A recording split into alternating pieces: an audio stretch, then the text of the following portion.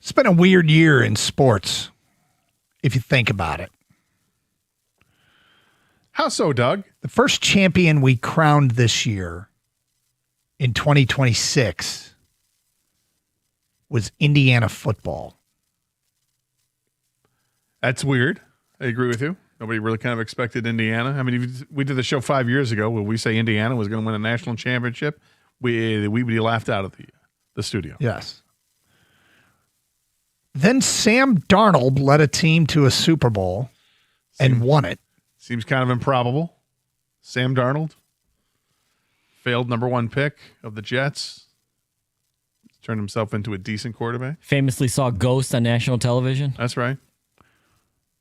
The Knicks just won the NBA championship for the first time in 50-plus years. Yep. I don't know how weird it is Carolina winning the Stanley Cup. They've done it. Yep, they have done it. And pretty good organization. Happy for Rod Brindamore. Yeah. Is this buckle up, Lions fans? Like all these unthinkable, like never happened before. Are we in a world that it's sports? In a world with weird statistical anomalies. Like, sports pushes parity. Parity means you can get some strange results. Mm-hmm. I mean, Indiana is national champion in football as much because of the portal as anything. They took advantage of it, and they got a coach who brought a team of exceptionally good players with him and went and found the right guys that he couldn't bring with him. He did, but I always go back to that 2 years ago when he came on the scene there. The guys he brought in were not from, it wasn't Alabama, LSU, and Georgia. He brought them from his... It was James Madison. Yeah, which nobody is going to say, well, yeah, that's how you do it. No, but I mean, in the old world, he couldn't do that. Like in the old world, he couldn't have got what was the core of his team. But I still think it's extraordinary. Like if you compare, I'm not saying it's not. I'm just saying compare that to like how other teams use the transfer portal.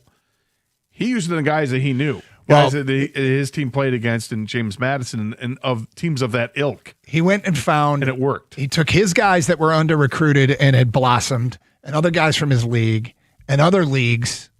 Like his first quarterback was from Ohio U. Anyway, so like the sports world's changing, and so we're seeing some different results. Certainly in college basketball, Michigan did it with a bunch of transfers. We've seen Michigan win a natty, but and be very competitive and go to national championship games. So I'm not sure that fits the same sort of timeline as the rest of these. The Knicks. College hockey is changing. Dude, college hockey. Dramatically. Yeah. I have this theory that it's, the Michigan and Michigan States put together the best 19U teams that can possibly be put together, and it happens at other powers. But the Quinnipiacs of the world that recruit 21-year-old junior players that are now playing against the kids when they're seniors. I mean, it's the disparity in age. It can be literally men against boys. But anyway, things are just changing in the sports world, and some of the results are Indiana, Sam Darnold, the Knicks, and I don't know if there's anything new in the NBA. There's nothing new in the NBA that helped the Knicks win, is there? No, but the NBA has had 8 different champions in the last 8 years. Is that true? Yeah. That's crazy. I don't know, crazy, but like that's... There's no Golden State repeat in there anywhere? No. So it goes back to 2019. Toronto, the Lakers, the Bucks, the Warriors, Nuggets, Celtics, Thunder, now Knicks. Dude, that is insane. I guess that's the parody playing itself out. That's a hell of a stat. Did that go around and I'm the only one that missed it? It went around. I don't know if you're the only one that missed it, but I didn't come up with it myself. Yeah. Look, if you're asking, does this bode well for the Lions? I think, sure. Why not? I think the Lions they've got an awesome opportunity in front of them. They've got a last place team's schedule, which does benefit them. They don't travel a ton. I mean, yeah, they have a game in Europe, but outside of that, they're really not traveling a ton. Hopefully if they can stay healthy, then anything, the sky's the limit if you can stay healthy. But it's such a giant if. But they have improved themselves in areas you want to see the improvement. You watched last year's team play, and the offensive line was not up to par. It looks like on paper this year's offensive line should be much improved. Does the U.S. men's national team continue this and do the unthinkable and win the World Cup? Oh, please. I just want to beat Australia I do too. and Turkey. They should.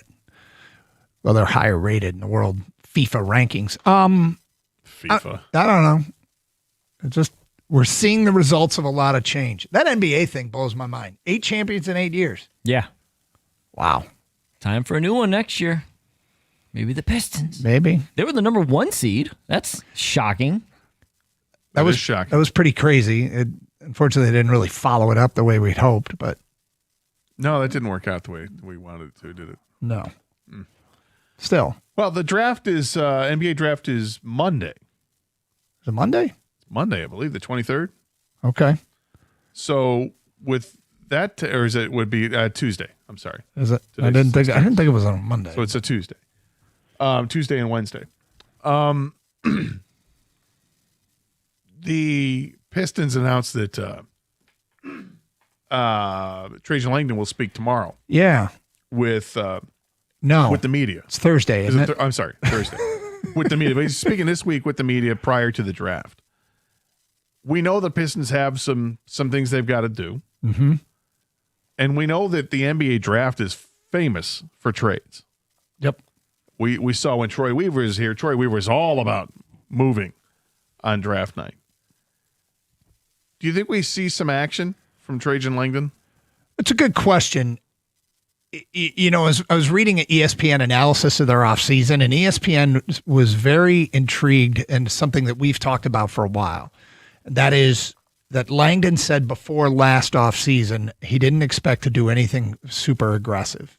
He did not take that posture this year nearly as much, but I guess maybe he'll say, I'll be intrigued to hear what he says, because they weren't particularly aggressive. And they didn't do anything particularly aggressive. And he said they weren't going to. So now what happens when it might be more called for? Will he tip his hand again? I mean, I think he showed his cards a little bit last year going into the offseason. And maybe it was this same news conference a year ago. But we already heard him talk. So, we'll see.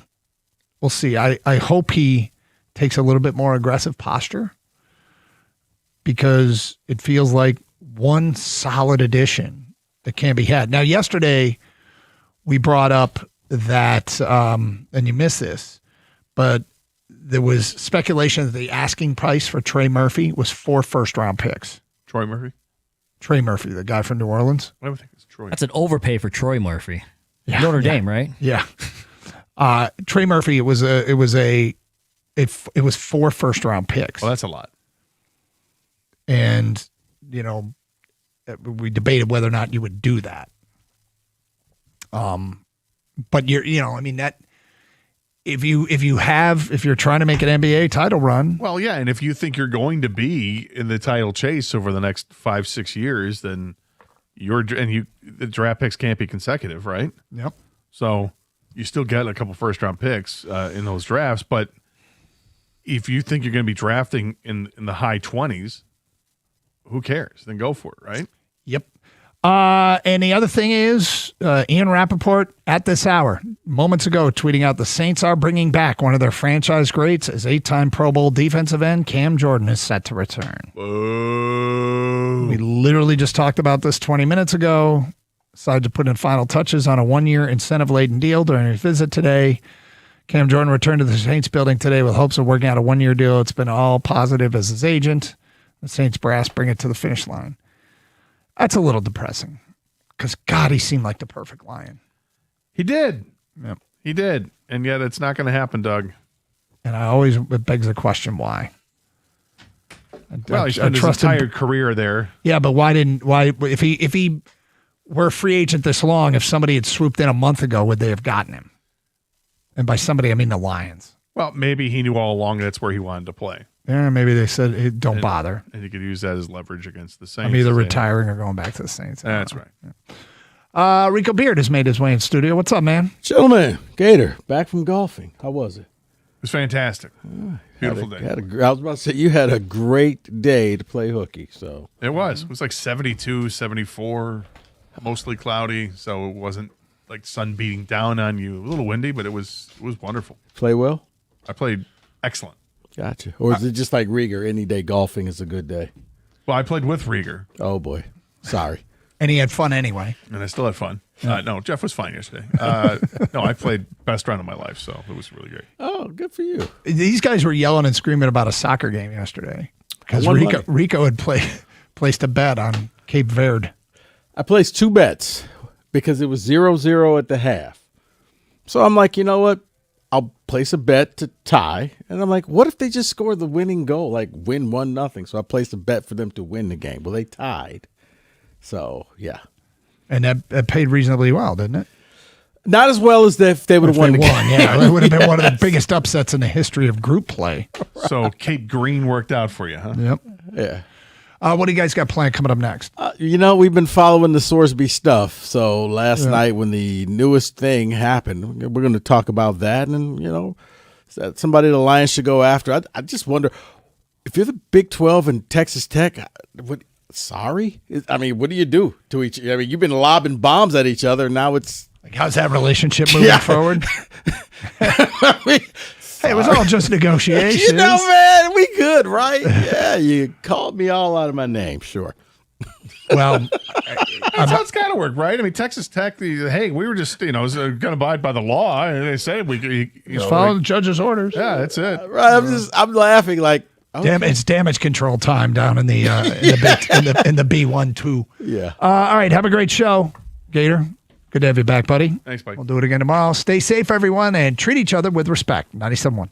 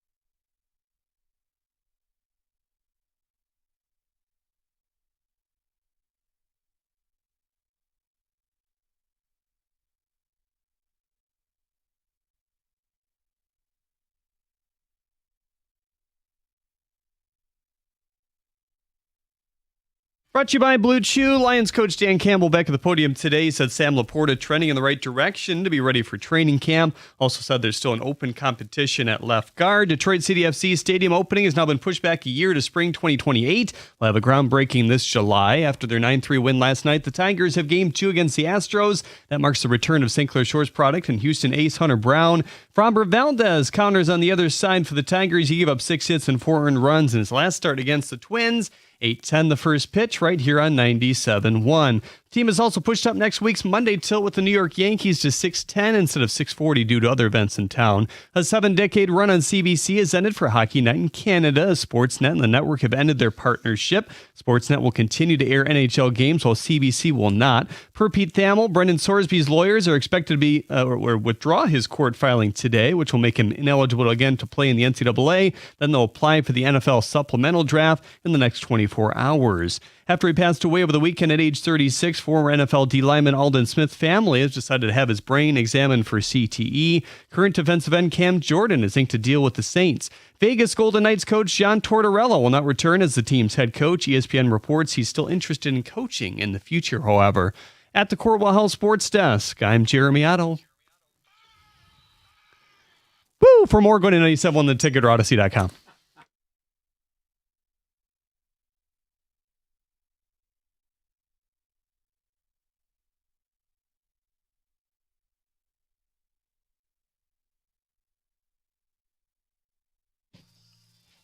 Well, hi there, everybody.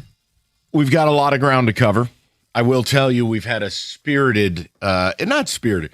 We've laughed our asses off. We just watched Everything Wrong with College Football in like 1 30-second clip. Oh.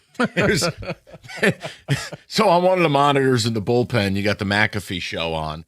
And then you got a football player, originally a kid locally here, right? Harper Woods or whatever, big-time wide receiver. And they're up there talking about humility and stuff, and it's like, well, A, you're on national TV to announce where he's going to school, opposite of humility. Second of all, the kid's name is Dakota, and the dad's wearing a T-shirt, and it says, Goat. Also not humble.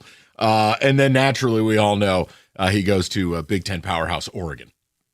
So, yeah, basically everything wrong in like one thing. He's just following up Dante Moore, man. Yeah. You mean when Dante made the worst choice of his life by taking UCLA's money when he was ill-prepared to play, bombed out, got benched, then transferred, sat out a year to repair himself, and only last year became a decent quarterback? Yeah, this may be the fastest time we can say this. He's right, you know. All right. You didn't even wait 3 minutes into the show. No, I mean, it's all parody to me. Okay, so we love 2 stories in sports right now. Club Rossini and Club Sorsby. So we have what looks to be one of the final installments of Club Sorsby, because I think Rico was right all along on one thing, and it was this idea of the impossibility of him taking the field, whether he's on legal ground or not. What has come out today, I want to read this to you. Yeah, because I was very angry, like, should have put it up on the board. I know, we had a bet. We did. I just never wrote it up there. I just thought Texas Tech going full U of M and telling you to go F yourself. We'll play whoever we want. I just figured I already saw how this playbook ends. This decision was made with Brendan and his family. It's purely an output of practical analysis of the situation, Cody Campbell said. He's the big-time booster who was most likely paying Sorsby. Brendan and Tech stand on solid and legitimate legal ground, but he faces a June 22nd deadline to be eligible to enter the NFL supplemental draft. More on that in a second. No practical way to resolve all various pending legal disputes and ensure his eligibility prior to that date. This is the only viable and fair path for Brendan and his future, as well as his teammates and our university. So the supplemental draft is this, guys. And like when I was a kid, the Giants gave up a first-round pick to get a quarterback out of Duke named Dave Brown. Now, he was a POS. But certain guys, the back page of the Post, the day he got benched, the headline was brown bagged, and they put a paper bag over his head. It was tremendous. The point is, You love the Post. I do love the New York Post. It's sports the way it's meant to be. They spare no feeling. No, exactly. It's entertaining. Maybe if more newspapers took a page, they'd right actually thing to not be do. bankrupt. I digress. Supplemental draft gets used here and there. Players got a legal issue. Player lost their eligibility. Player failed out of school. It happens. I think the Giants did it again with a kid out of Western Michigan who sadly he went missing last year. A kid named Sam Beal. He played for the team for a few years, and then he was reported missing last year, and he still hasn't been found. But this is one of those situations. So what you do is you bid on the player, and instead of money, you're bidding with draft compensation. So if I take him in the third round of the supplemental draft, I'm giving up my third round pick in the real draft. Right. So that's what Sorsby's going to do. So we got to split this into two silos, Rico. One, the impact of this. I'd like to think this is a win for sanity in college sports. But the other side of it is this. Would you take him in the supplemental draft if you were a team that needs a quarterback? Because Sorsby, by all accounts, was going to have a huge year at Texas Tech. He has huge arm talent. He does. And he's mobile. Now, he gets kind of goofed up when teams start switching coverages, but bottom line, so do most quarterbacks in college. This kid was going to get drafted, okay? He was probably going to be a third-round pick unless he went Fernando Mendoza mode. Yeah, he was going to get drafted probably ahead of Drew Aller. Very fair. So that's the second silo. But do you want to start with the college football part of this? Yeah, let's go with that. I feel like it's a win for sanity. It's a win for common sense. And sadly, if you air quote call him a kid, the kid made the best decision, Mike. The adults in the room couldn't do that. The adults in the room were ready to go to war with each other. And finally, Sorsby realized what I have been saying. This is the worst decision you could ever make. The money that you make won't be worth all of the turmoil that he's going to go through, and he opted out. So yes, it's the best thing that happened to Texas Tech. You don't have to go through the scrutiny. You don't have to go through every practice, every press conference, every time you lose, every time you don't score as many points. You don't have to have the media asking you, well, your quarterback has a gambling addiction. Did he have anything to do with this? This is the best thing for college football as of right now. The NCAA can say, scoreboard, we called this one. We win. Hey, we're not as stupid as you guys think that we are.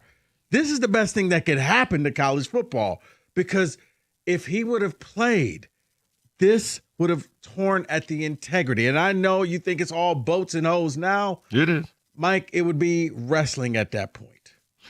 Okay. Look, here's the other part of this that I think people probably, unfortunately, need to get comfortable with. He's not the only one who did it. He's just the guy who got caught. Right. I mean, realistically, we're operating in a world with sports betting and players and college athletes where it's like speeding. Everybody does it. It's just a matter of if you got caught. And that's tearing at the fabric of the sport as well, because, look, the NFL just has a far better handle. Well, it's collectively bargained. There's a union. Everything's papered. And there's no injunctions. The law is the law. You are a professional. You're not an amateur. And you are signing into this union. And this union has rules. But that brings me to the NFL side of it, because this is interesting. We've sat here for a long time, and you have a lot of people who like Jared Goff and a lot of people who don't. But the bottom line is Jared Goff's probably got 2 years left before a decision would happen. Would you dare submit a bid, a.k.a. draft Brennan Sorsby if he were available in, say, the third or fourth round of the supplemental draft? Now, again, I don't know that he'll be available. You have the Jets who have no QB, no future at quarterback. Right. You have the Cardinals.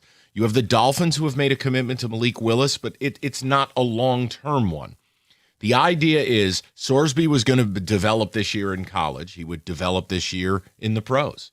He has the arm talent. He has the athleticism. And he was going to be drafted. So, look, this, and by the way, before you pan the idea, let me give you two notes. You're already familiar with players who gambled, and you celebrate them and drink their bathwater. It's called Jameson Williams. Okay? So Stop right there before you put on, the holy roller routine. Second of all, it's impossible to get away with it at the pro level. Sorsby will have no ability to get away with it. It's not even plausible. I mean, they're tracing your phone. They're tracing your family's phone. They're tracing anyone you've ever run into's phone. The NFL's at a different level. This ain't Cincinnati or Indiana football. Yeah, you can't accidentally, that was wrong. Yeah, we saw what you did. And in fairness to J-Mo, he logged in the wrong place. Yep. He wasn't betting on his team. Right. I'm making a point here. If you don't have a future at quarterback, you don't have a backup that interests anybody, would you dare? And while I'm not going to die on the hill demanding they do, I think it's interesting. Sorsby for, let's say, a 4. Would you dare? I think I would, because again, his image in a year, who cares? And he will have no ability to screw around at the pro level. None. You're right. Do you say radioactive, do not want? No. I would. See, I'm shocked because I thought I was going to be the only one who said I would do this if I were the Lions.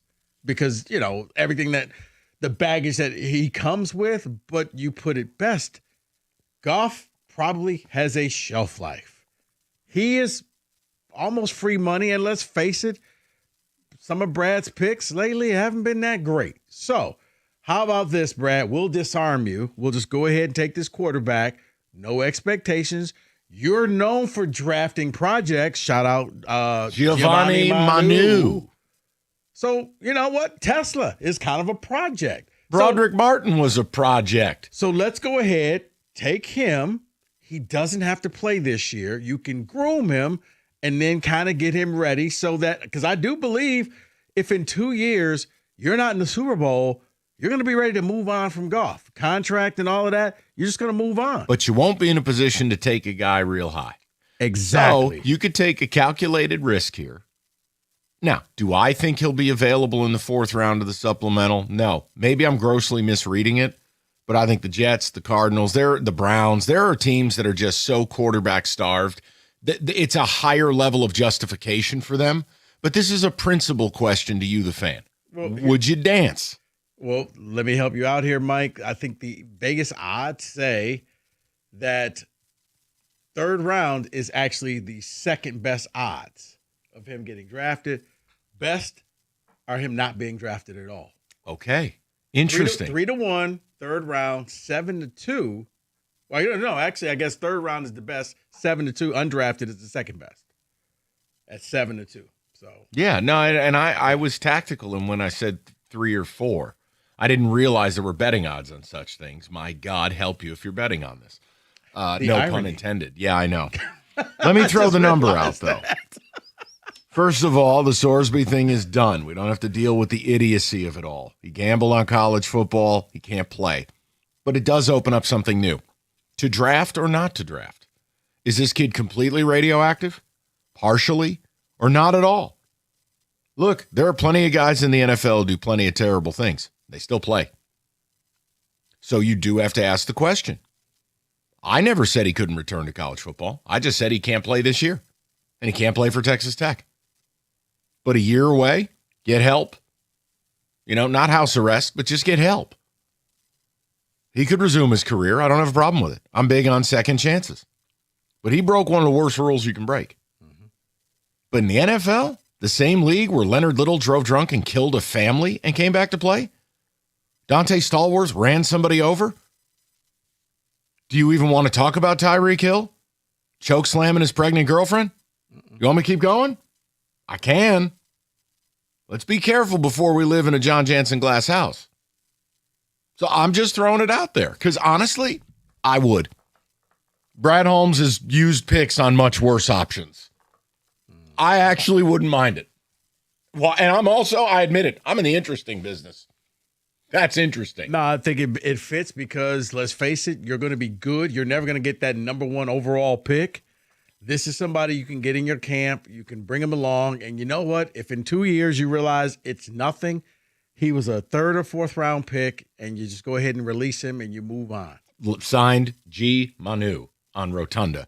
248-539-9797. And again, if you want to rap about the college football aspect of it, you know we're here for it. It's a big win for sanity. I don't think it's going to fix anything. But for a moment in time, a golf course retired judge didn't upend the governing body of the sport who has bylaws saying you can't do something. What a novel concept. Common sense wins. 97-1. All right. Mike has gotten me hooked on this World Cup, him and David. And yeah, I'll be down there watching it in the basement, built by Matrix Basements. They built me my ultimate man cave. I was down there last night. And then I was just hearkening back to when it was just a storage unit. Guys, if your basement, when you bought the house, is still looking the exact same way because you're in that basement paralysis because you keep saying you're going to do it, but you haven't done it, you need to start getting this thing done now. Go to matrixbasements.com right now. Let that award-winning staff design and build the best basement for you, whether it's a full basement like I got done, or if you're just adding on some rooms or a bathroom or whatever you're adding, Matrix Basements can come up with that design specifically for you. In that paralysis, go to matrixbasements.com. Matrix Basements, design that pays off.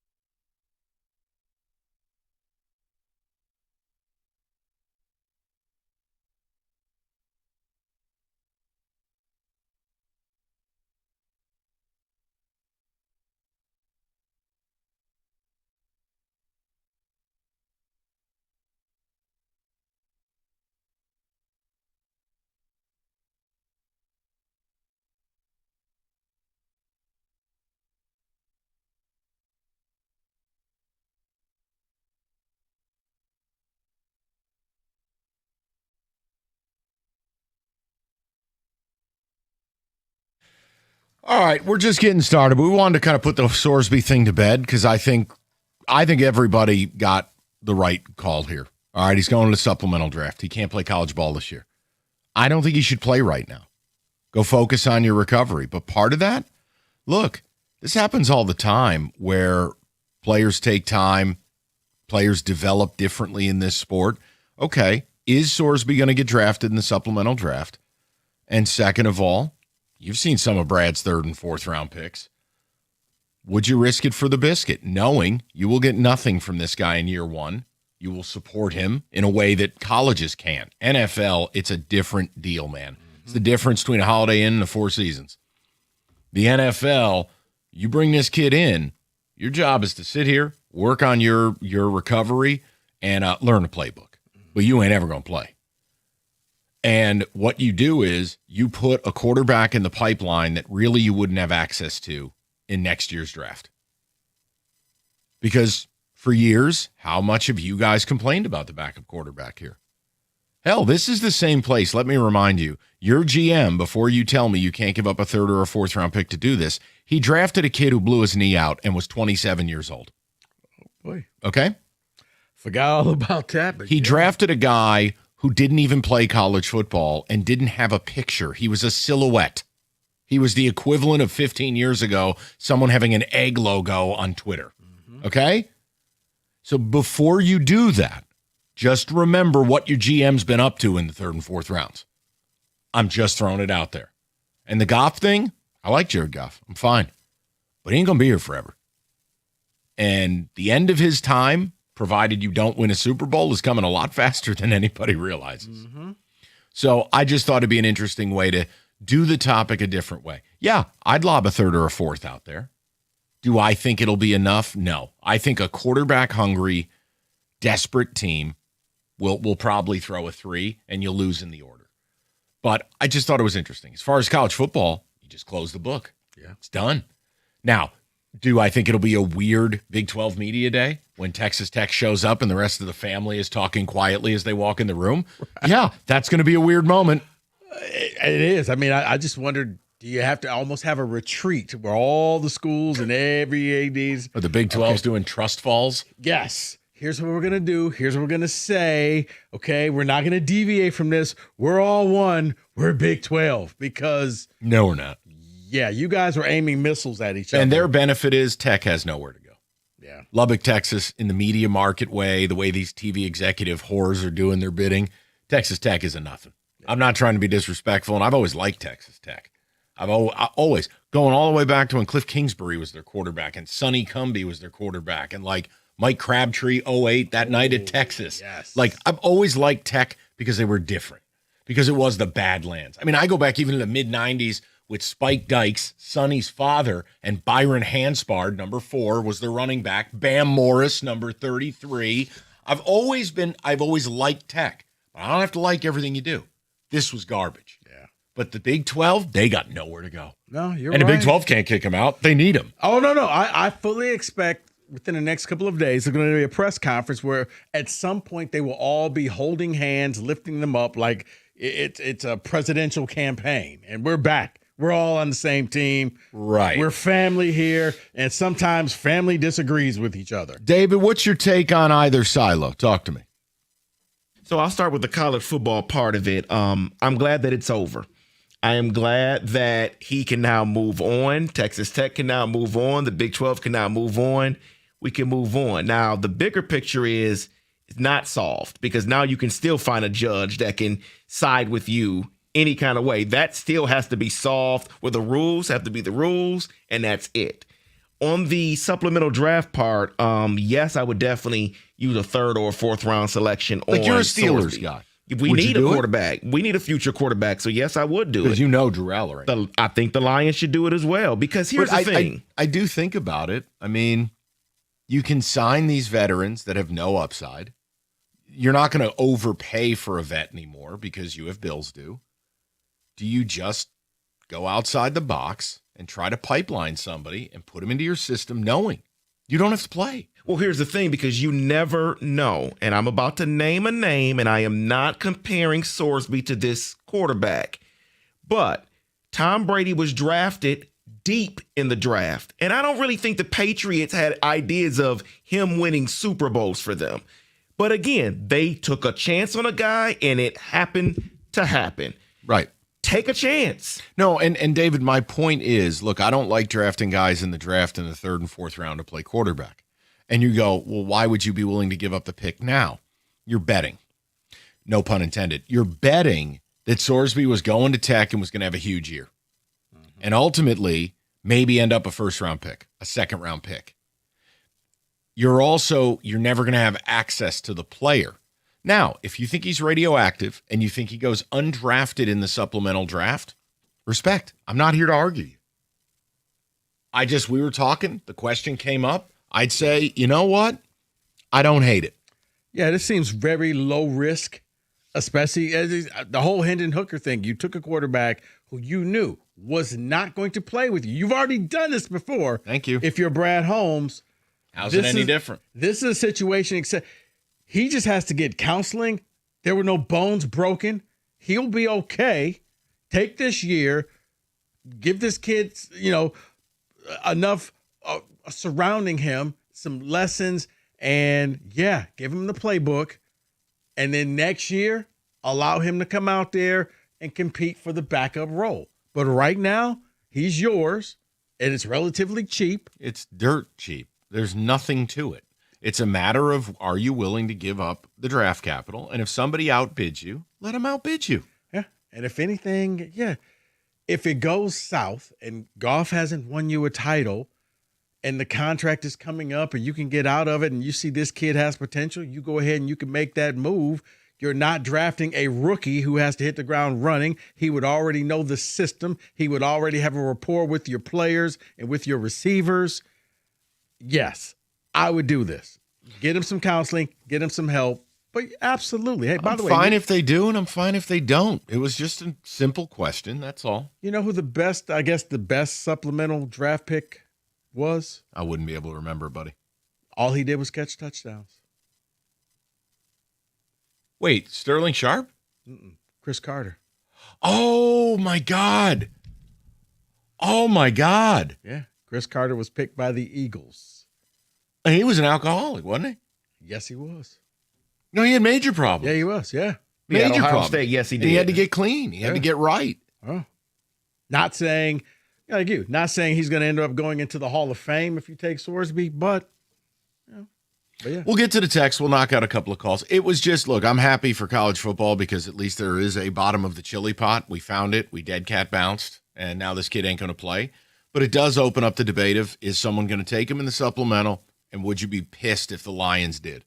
Again, I wouldn't dare go higher than a 4th-round pick. That's me. That's what I'd offer. Is it going to be good enough? I don't think so. I do think the Jets, Dolphins, or Cardinals will come in with a 3rd. But I wouldn't mind adding talent and doing it at a pretty low-cost thing and knowing you're never going to play this year.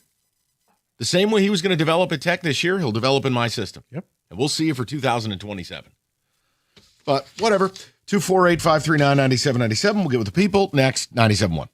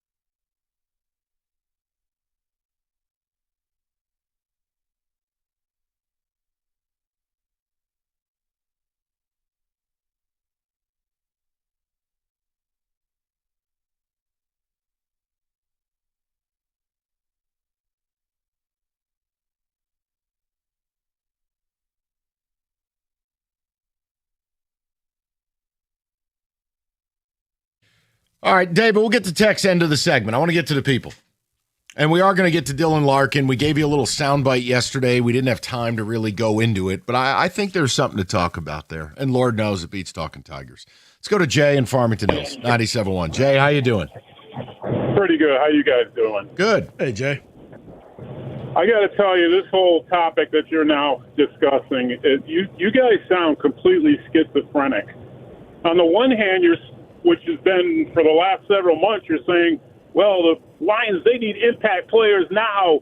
They haven't really upgraded their defense or their offense. Now you're saying, hey, let's go grab a tainted quarterback that has no experience in the NFL, who's going to be the next Johnny Unitas, even though this guy should be banned from the NFL, let alone college football. For who says he's not going to gamble in the NFL?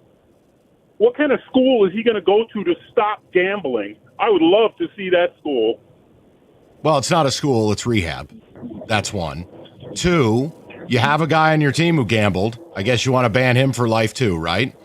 Three, saying they need impact players this year for this year's draft is different than next year's draft and a supplemental situation. Four, I said I'm not going to die on the hill. Fine if you don't want it. So, Jay, I really don't know why you're all filled with piss and vinegar here. It's really not that serious. You guys, Mike, this guy, Pete Rose should be rolling in his grave right now. He got banned. They only let him into the Hall of Fame after the guy died. You're right. telling me that this guy, he placed, 90,000 bets, and supposedly the NFL is going to... Yeah, do you know who Kayshon Boutte is? Wide receiver for the Patriots, played at LSU. He's their deep threat. He got popped for gambling in college. This is ridiculous. Okay, that's fine. Jay, it's fine. Like there's just no reason to be upset about it. You can disagree with it, and I would say I totally see your point of view. But I don't think it's a ridiculous conversation to take something today where all the leagues are in bed with sports betting versus Pete Rose when it was guys who would break your legs if you didn't pay. It's a little different than 50 years ago. Right, and it's a supplemental draft, which means you have an opportunity to take somebody, and it's going to count against next year. So it's almost like free money. Anybody in a supplemental draft is not going to be an impact player, but you have an opportunity to kind of protect your backup QB or to establish one because you don't have one right now. And it'll cost you a 4th round pick. And if you don't like it, don't do it. I'm not mad about it. But me saying he shouldn't return to college this year to be eligible is different than saying the kid's life should be over. I just think those are two different things, Jay. These gambling sites have totally corrupted professional sports and college sports, actually. Nobody trusts the outcome of these games, whether it's the NBA, the NCAAs, you pick it. This stuff is getting way out of control. I think you're right. A college kid playing 90,000 bets. Well, it was $90,000. I think it was 4,000 bets. Jay, I got to go back and look at the numbers, but we're also paying. Again, Sorsby was handed $6 million. It's all scale, Jay. But look, again, I don't disagree with your latter point. And it's gotten out of control. That we start to doubt the results of things. You're not wrong. But I think you were wrong about a lot when you first called. Yeah, and I tried to take you point by point there. But again, if you don't want the guy, don't do it. No, I'm not mad about it. And the impact player, yeah, you went out there and you got a tackle. So that's going to be somebody who can play right away. You went out and got Derek Moore on the defensive line, somebody who can help you right away. So, yeah, we were consistent in saying that, but this is kind of an investment piece where, let's face it, most people don't know about the supplemental draft. You can get a quarterback that you feel would have been a late 1st round pick next year or an early 2nd round pick, and you can get him at a discounted price. Or maybe he doesn't go. Maybe he doesn't go. Maybe he gets blackballed. We know the league is good at that. Maybe he simply is persona non grata. Right. Then there's nothing to talk about. But I would say, Jay, you took Hendon Hooker. He couldn't play for you. He was coming off of an injury. And he was 50. He never really played, and yeah, you wasted a 3rd round pick. So if you do it again, precedent's already been set. We'll move on. We'll go to Rich, 97.1. Rich, what's good, buddy? Hey, what's happening? How you doing? So I'm doing great, man. How are you? Excellent. I love the show. Thank you, buddy. My biggest thing is not necessarily about Sorsby, right? It's about the precedent.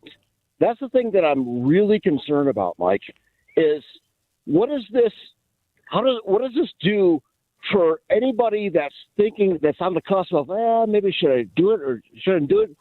And to me, when you get a green light, I'm not saying it bright green, but you essentially got a green light.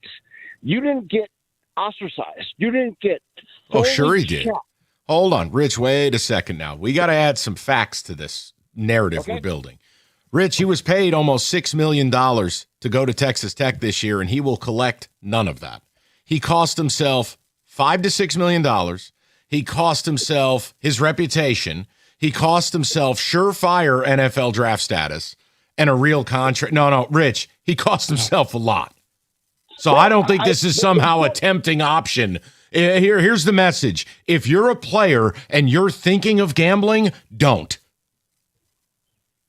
Is that message really bursted out loud and clear to all these collegiate athletes? Yes, there are symposiums every year by every school, by every coach. It's just like when you get drafted in the NFL. They tell you, but it doesn't save everybody, and it is an addiction. Look, I told you, he couldn't play. He's ineligible. He shouldn't be at Tech. He needs to take the year. I never said the kid should never have a second chance at life. Those are different conversations. I didn't like when Tech tried to get cute, find a golf course judge, and get their way, all while saying we're supporting his recovery. Those are two separate things. Yeah, okay. Yep, I get it. You're absolutely correct. But the biggest, all right. The bigger problem is this going to stop? Is this going to impede people from doing that? No. Well, Rich, you're never going to stop 100% of the people. Like, it's just how it is. Like, you could tell people don't drink and drive. There will always be a handful of people who say, you know what? I'm not that drunk. I can make it. So, yeah. Are you going to stop everybody from gambling? Absolutely not. But you can deter a lot of people who will say, hey, you don't want to go through what Sorsby just went through. You know what? You're right. And the odds will suggest he won't make $6 million in the NFL. So he lost his retirement package. All he had to do was not do these things. But he did them. And you got to pay a price.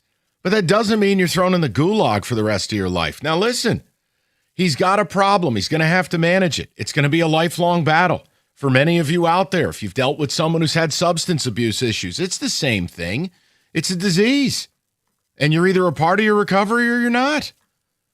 I can't future cast what's going to happen.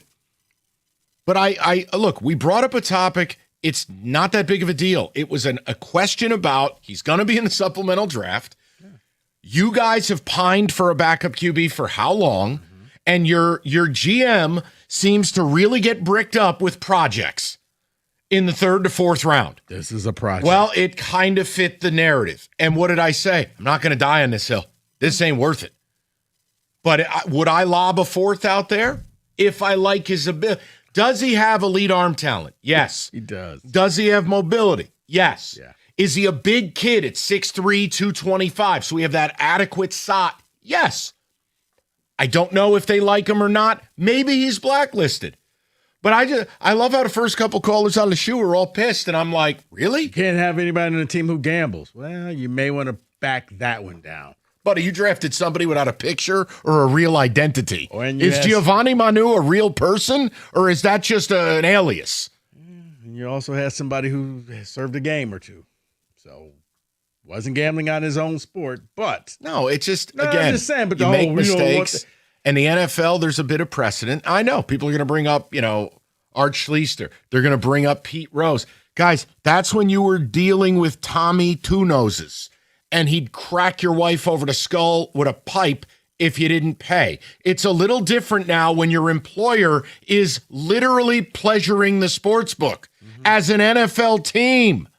Are you kidding me? They have betting kiosks in the stadium. How do you think they know your record of who bet when and where and how and why? Because they have access to that, because that was probably part of the deal. If any of these numbers pop up in there, 1,000%. let us know. Yeah, exactly. And look, I agree it has altered people's perspective on sports, and I'm with you. The Jonte Porter stuff, the Terry Rozier stuff, who's still under investigation, 15 college basketball teams. I hear you. I can't change the way it is. I can only try to operate within it and go, okay, well, somebody's going to take this kid. That's all. Doesn't go further than that. All right. Well, that was fun. Moran Buick GMC of Sterling Heights. Biggest selection of Buick and GMC vehicles in Michigan, and even Denali's are in stock. Moran makes the process super simple. So whether you need the capability of a Sierra or the luxury of a Denali or anything in between, they'll have it in stock, and at the best prices guaranteed. Unlike other dealers, Moran offers you that free loaner when you get certified service. So whether it's scheduling that or shopping, go to moranexpress.com or stop by on Van Dyke just south of 18 Mile. It's Moran Buick GMC. We are professional grade.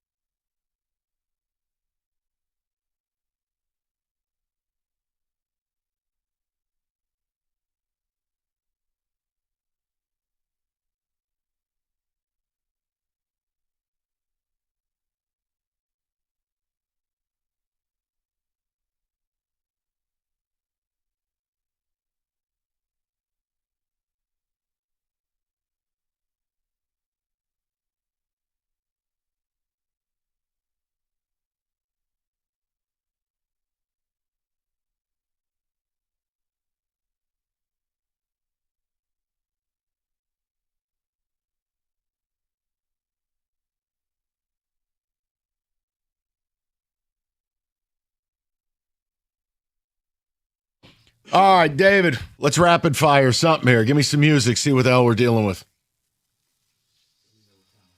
Football. Okay. Go ahead, do the lead. Michael. I want to welcome Paul Sarah to the proceedings. Yes, we love Paul. Brendan Sorsby in the supplemental draft. Let's talk about potential teams who could be interested in him and whether it will be a good fit. Miami or not. Dolphins. Miami Dolphins, they're actually on the list. Paul, the Miami Dolphins, needing a quarterback, Malik Willis and who? Right, you got Malik for a few years. You developed this kid behind him. Go ahead, Paul. What do you say? No. Do you want to elaborate? You're a man of many words. Yes. So they invested for at least 2 years with Malik Willis. If he's very bad, they're gonna have a top 3 pick in next year's draft because their roster is also very bad. So why would you throw a third-round pick when you're just gonna use your first-round pick? Paul Sarah wins. No, you're right though. Because the minute you this is what happens. Like the Steelers draft Drew Aller, they tank this year. Then they're going to have to cut Drew Aller because they're taking a guy up high. Paul Sarah wins. Okay. Why did Malik Willis go there? I like Malik Willis. Why did he have to go there? What a hopeless endeavor. Money, Florida, no taxes. He does have the best offensive weapon of the two teams he could have went to because A-Chain's better than anyone the Cardinals are rolling out. He'll get traded. It's him and A-Chain riding to practice together, and they can't name anyone else on the 53-man roster. But, I mean, if you think about it, your choices are the Dolphins or the Cardinals. No. There were other places he could have gone. You don't think Minnesota would have taken a crack? Okay, carry on. No, because I think he wanted it guaranteed you're starting. Minnesota, he would have said, hi, this is JJ. He's your college That's what happens roommate. when you go to maybe a historically bad team. Kudos to you. Yeah. Carry on. Well, we just spoke them. David. Oh, no. The Pittsburgh Steelers. Ooh. You took Drew Aller. Correct. Which I'm mad at. God, you're so stupid. The Pittsburgh Steelers are a team that could be a place for they should definitely take a chance on that. We don't have a quarterback of the future. I don't care about Drew Aller being drafted. He is not the quarterback of the future. You could kind of do what Washington did when they drafted RG3 and Cousins. What's better than one quarterback drafted? Let's make it 2, and they Hunger Games to the death. Whoever wins the job, wins the job. And neither's playing this season because Aaron Rodgers. Yeah, but that'd be 3 years in a row for the Steelers because they took Will Howard, then they took Drew Aller, then they take Sorsby, so it's just big-armed white guys. You know what? David? Racist? It's Pittsburgh, so that's what they do. This is discriminatory. Hey, David, here's for you. Let's go to big-armed black guys. How about that? The Cleveland Browns. Oh, my God. What is happening? You know what? Cleveland collects quarterbacks like Christmas ornaments. Right. Why not? Right. Why? You had 6 quarterbacks in your QB room at camp last year. And you know what's better? More. All right, let me make the case for the Browns. And, Paul, I want you in on this because Rico asked the question. I'm convinced the Browns are really not trying to win anything until their stadium opens in 2029. So winning is not the priority.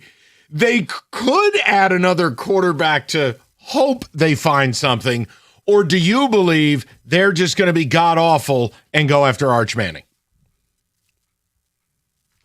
I mean, I think it's just going to be they're going to be bad and go after Arch. But, okay. So I kind of think they're in the same boat as the Dolphins. They'll play somebody, be bad, and then draft a quarterback in the first round. Plus, would you really want like Sorsby, Shador? I'm in the interesting business. Yes. That would be gold. To have like a 5-man quarterback. Dylan Gabriel, can't forget about him. Yeah. Gold, Jerry, gold. It would be. I mean, can you imagine the camp reports? So here's the question: where is the landing spot for him, or do you believe you'll take the field? He's unemployable. Wait, I have more. Oh, there's more. Oh yeah. What about a team that really is questioning their starting quarterback, the Carolina Panthers? Not a horrible team, but not a great team. And you do have Dave Canales, who's a quarterback coach by trade. He revived Baker's career. I don't hate this one, Paul. I don't hate that one. Yeah, I mean, Bryce hasn't lived up to the hype. They're not going to be terrible, so they don't get access to a great QB. You got a QB whisperer as a head coach, And Carolina, tiny little market. Stay off the back page of the New York Post. Stick to your rehab plan. No, that makes sense. That wouldn't be a bad landing spot for him. That's a good. I like that one. Okay. How about right here, the Detroit Lions? I got raked over the calls by a couple of callers. Leave me out of it. I didn't think it was a terrible idea. I think for your Lions, I don't think you're ever going to be as bad that you're going to end up with the top 5 pick. That means some things went really wrong if that happens. So this is a chance to gamble. Get a quarterback here. Let him learn the system, a la Hendon Hooker, except for he doesn't have a broken leg. I'll leave it to Paul. Let Paul weigh in. I don't think it's the worst idea because it could be very Packers-esque, where he sits for 2 or 3 years and then maybe he takes over. But at the same time, I think it's a better situation in Carolina for him than here. It is, but look, do you at least agree with me? You have a great locker room. You have leaders. There's accountability here. You have a very quarterback-friendly offense. You have a veteran leader who's under no threat that Boy Wonder's coming in to take his gig anytime soon. And you have time. You have a framework. That's all I was selling. No, it makes sense. I got 2 more teams, and they're kind of the Spider-Man memes of each other. Let's stay right here in the NFC North, the Minnesota Vikings. You kind of got 2 quarterbacks, which means you don't have one. No, not again. Not again with this. I'm going to say no. It's Kyler. It's Kyler for a year, or they tear this whole thing down. Okay. I'm going to say no to Minnesota. But wouldn't he be the teardown? No. I'm going to say yes, and I'm going to use Mike's reasoning. Kevin O'Connell. Oh, QB whisperer. He's a QB whisperer.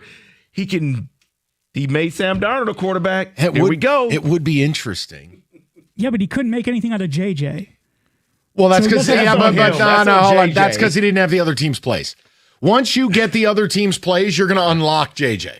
That it'll all work itself out. So leaders and best. Leaders and best. So you're saying when they drafted JJ, they should have been making sure he brought Connor with them. Yeah, yes. they needed the VIP subscription package to maintain knowing the other team's plays. Or the spyglasses. Or handing it off 53 times, and you get to pretend you're Air Force's quarterback. Real quick, Atlanta. 2 quarterbacks. You really don't have a quarterback. They are, yes, because they're never going to be terrible, and they're never going to be good. They're in, as Cookies calls it, the mushy middle. They're just blah. Yes to Atlanta. I think Atlanta would be fun, but I think the best one, obviously, is the Cardinals. Because they're rolling in with Carson Beck and then Brissett's But doesn't out. it go along with the Dolphins thing? They're going to be terrible, take good QB. Yeah, but they got a running back now, and they have... No. But see, that's why I didn't put the Cardinals or the Jets, because you guys brought up a good point with the Dolphins. They'll get the number 1 pick overall. They'll get Dante Moore. So they don't have to worry about this. Panthers, Vikings, and what was the last one we just did? Atlanta. You give me those 3. All right. That makes I like that. All right. Or let me right now. Does he get taken in the supplemental draft, or does he get Kaepernicked? He gets taken. He gets taken. Yes? He's white. Paul? He gets taken. Whoa. You said that hurt. Well, he'll get drafted, yeah. You know what? Facts are mean. 97-1.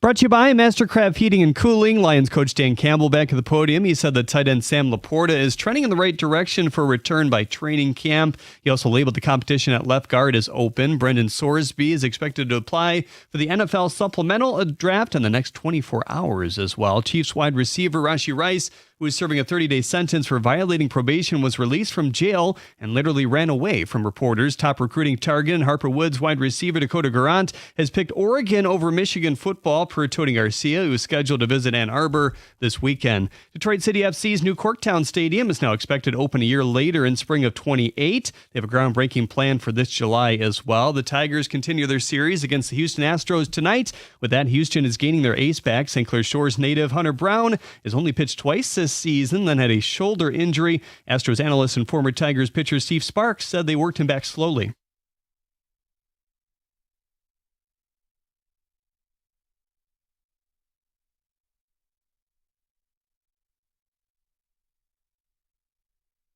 .810 the first pitch, which you can hear right here on 97.1.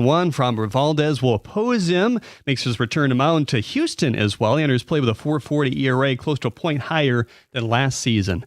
At the Corwell Health Sports Desk, I'm Jeremy Otto for more. Go to 97.1 The Ticket or Odyssey.com.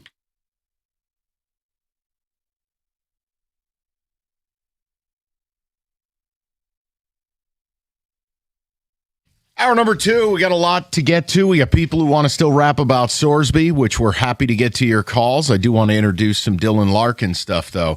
And you're starting to see some of the reaction to reports the last couple of days, one by Elliot Friedman, and we have the audio of the other from David Pagnotta, who's a Canadian journalist. I want to play it for you. But look, we've talked about this since the second day the news broke. The first day, we were just cackling our asses off because ultimately the Red Wings are just a hellscape. And look, I'm only happy that it forces Steve Yzerman to prove his worth. But then we got into talking about it, and it's this idea of, like, I don't know what challenge trade is available where you go star for star. And forget about getting better. We're talking about how to survive it. Most of what you were going to get, even before we knew Dylan Larkin's list, was futures driven. We talked about you're going to get young players and prospects. And that's not where you're at. That's not where you want to be because it'll trigger some things that you really don't like. Well, this audio, they said the quiet part out loud. And I want to have this conversation with you, which is if this is what the trade yields, ... listen to what comes next. And I want to talk to the hockey elite and our Sorsby people because I really believe if this is how it goes down, you don't get a choice in what happens next. This is from, what is it called? The Sheet? The Sheet, yes. And it's David Pagnotta. This is all about Larkin and what the offers have been so far and what the best offers seemingly have been. Take a listen.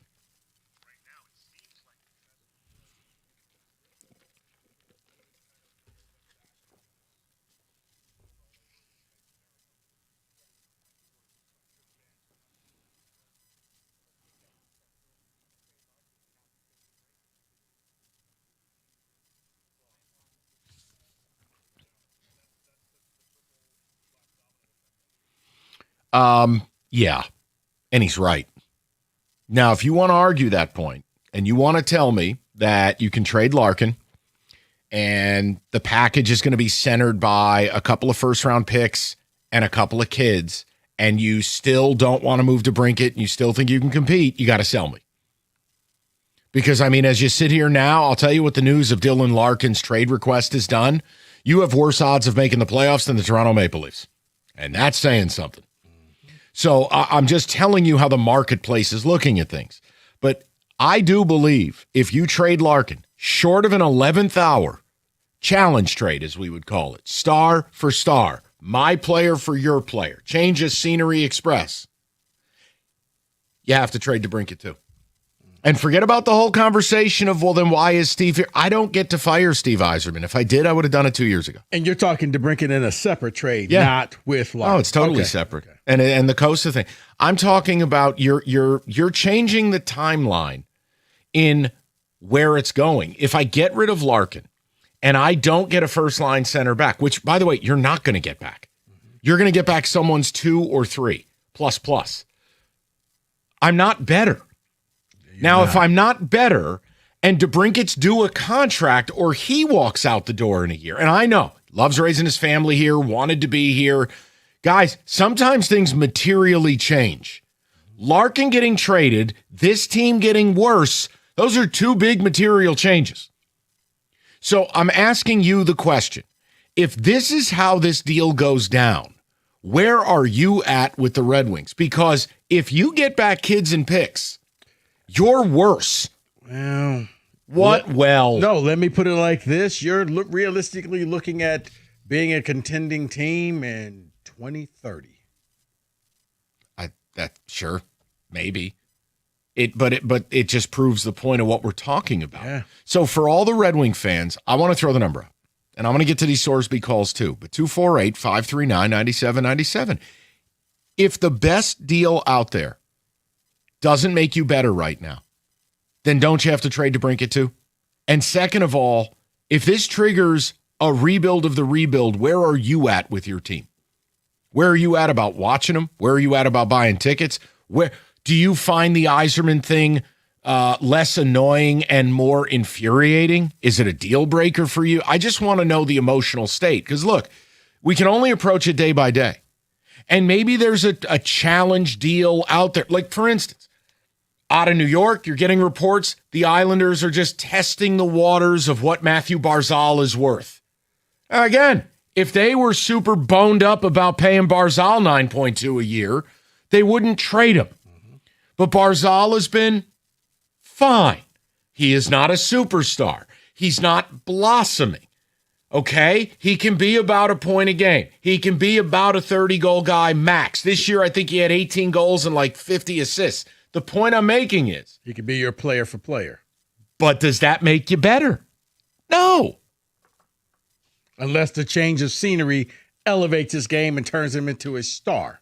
But outside of something like that, and I don't even know if Wing Fan is excited about that, I think that audio from David Pagnotta, that is the reality.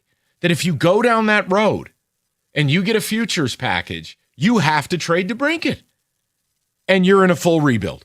And how accepting of that are you? Now listen, let me zoom out and I want to take my bias away. I want to take away how badly I wish Yzerman wasn't here. I want to take away how angry I am about what I watch.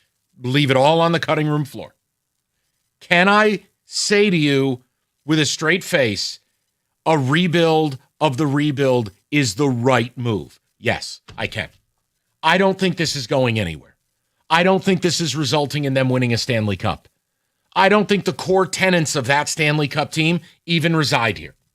So I can say with a straight face, as much as I'd be angry. That's a tough pill to swallow. I'm not telling you, Rico, I'm not telling you, hey, you're sick. You got a cough. Here comes that Vicks 44, and it tastes like death and motor oil. Here you go. It's just what it is. No, what you're telling me is you're going to get better, but it's going to get a lot worse before it gets you get better. Yes, I am. So I can separate the two. But I need to know where Wing Fan is, because this is the latest intel on the Larkin stuff. So Holland was correct. It's 10 years to flip a program. No. Only if it's a complete failure. 248-539-9797. David, the text communications on all things Sorsby plus this, and then we'll get to the callers. Rico, it's not been 10 years. No. Calendar-wise, I see that. But Yzerman has failed to improve this team in every chance he's gotten, which is why it's become that long. He could have made this team much better before. Yes.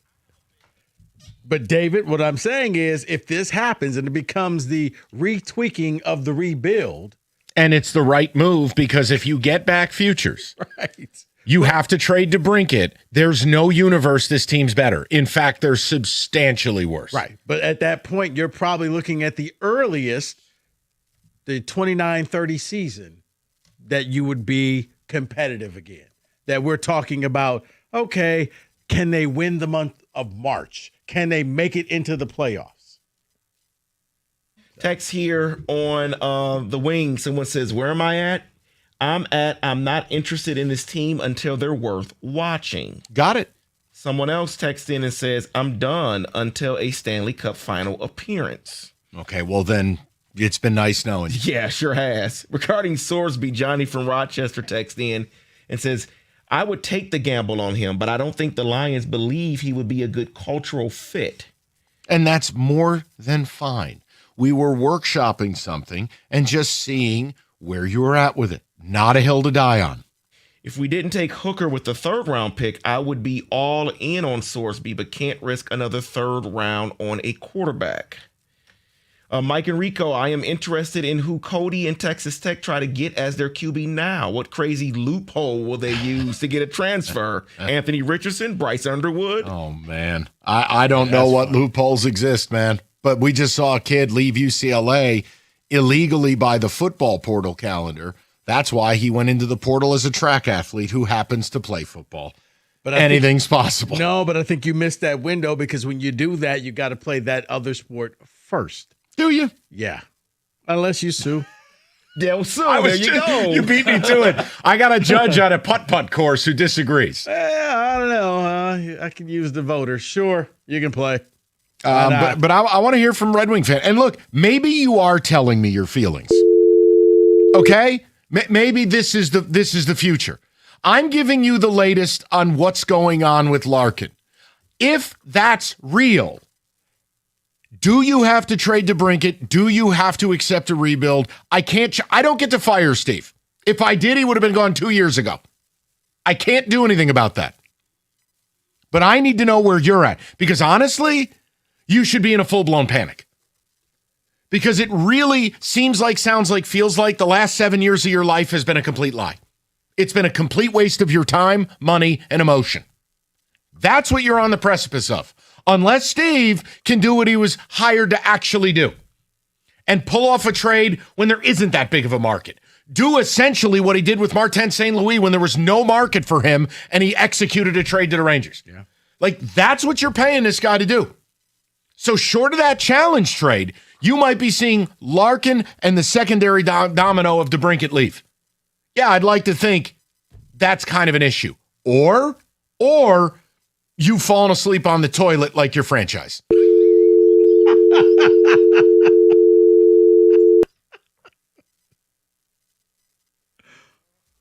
$97.1. All right, good segue right there. How about Mastercraft Heating, Cooling, Plumbing, Electrical? They'll ensure you stay cool. $79 AC tune-up. Check in with them and tell them you heard it here. You're all ready to roll. If you want to upgrade, you buy a new furnace or AC, you get half off. The experts at Mastercraft, they know comfort's not going to wait that long. Same-day service, 24/7 availability. That's what matters. All work backed by a 5-year warranty, and they offer flexible financing options to fit your budget. So call the pros at Mastercraft today for all your plumbing, electrical, or generator needs. And for every power failure or seasonal shift, Mastercraft has you covered. Go to mastercraftheating.com.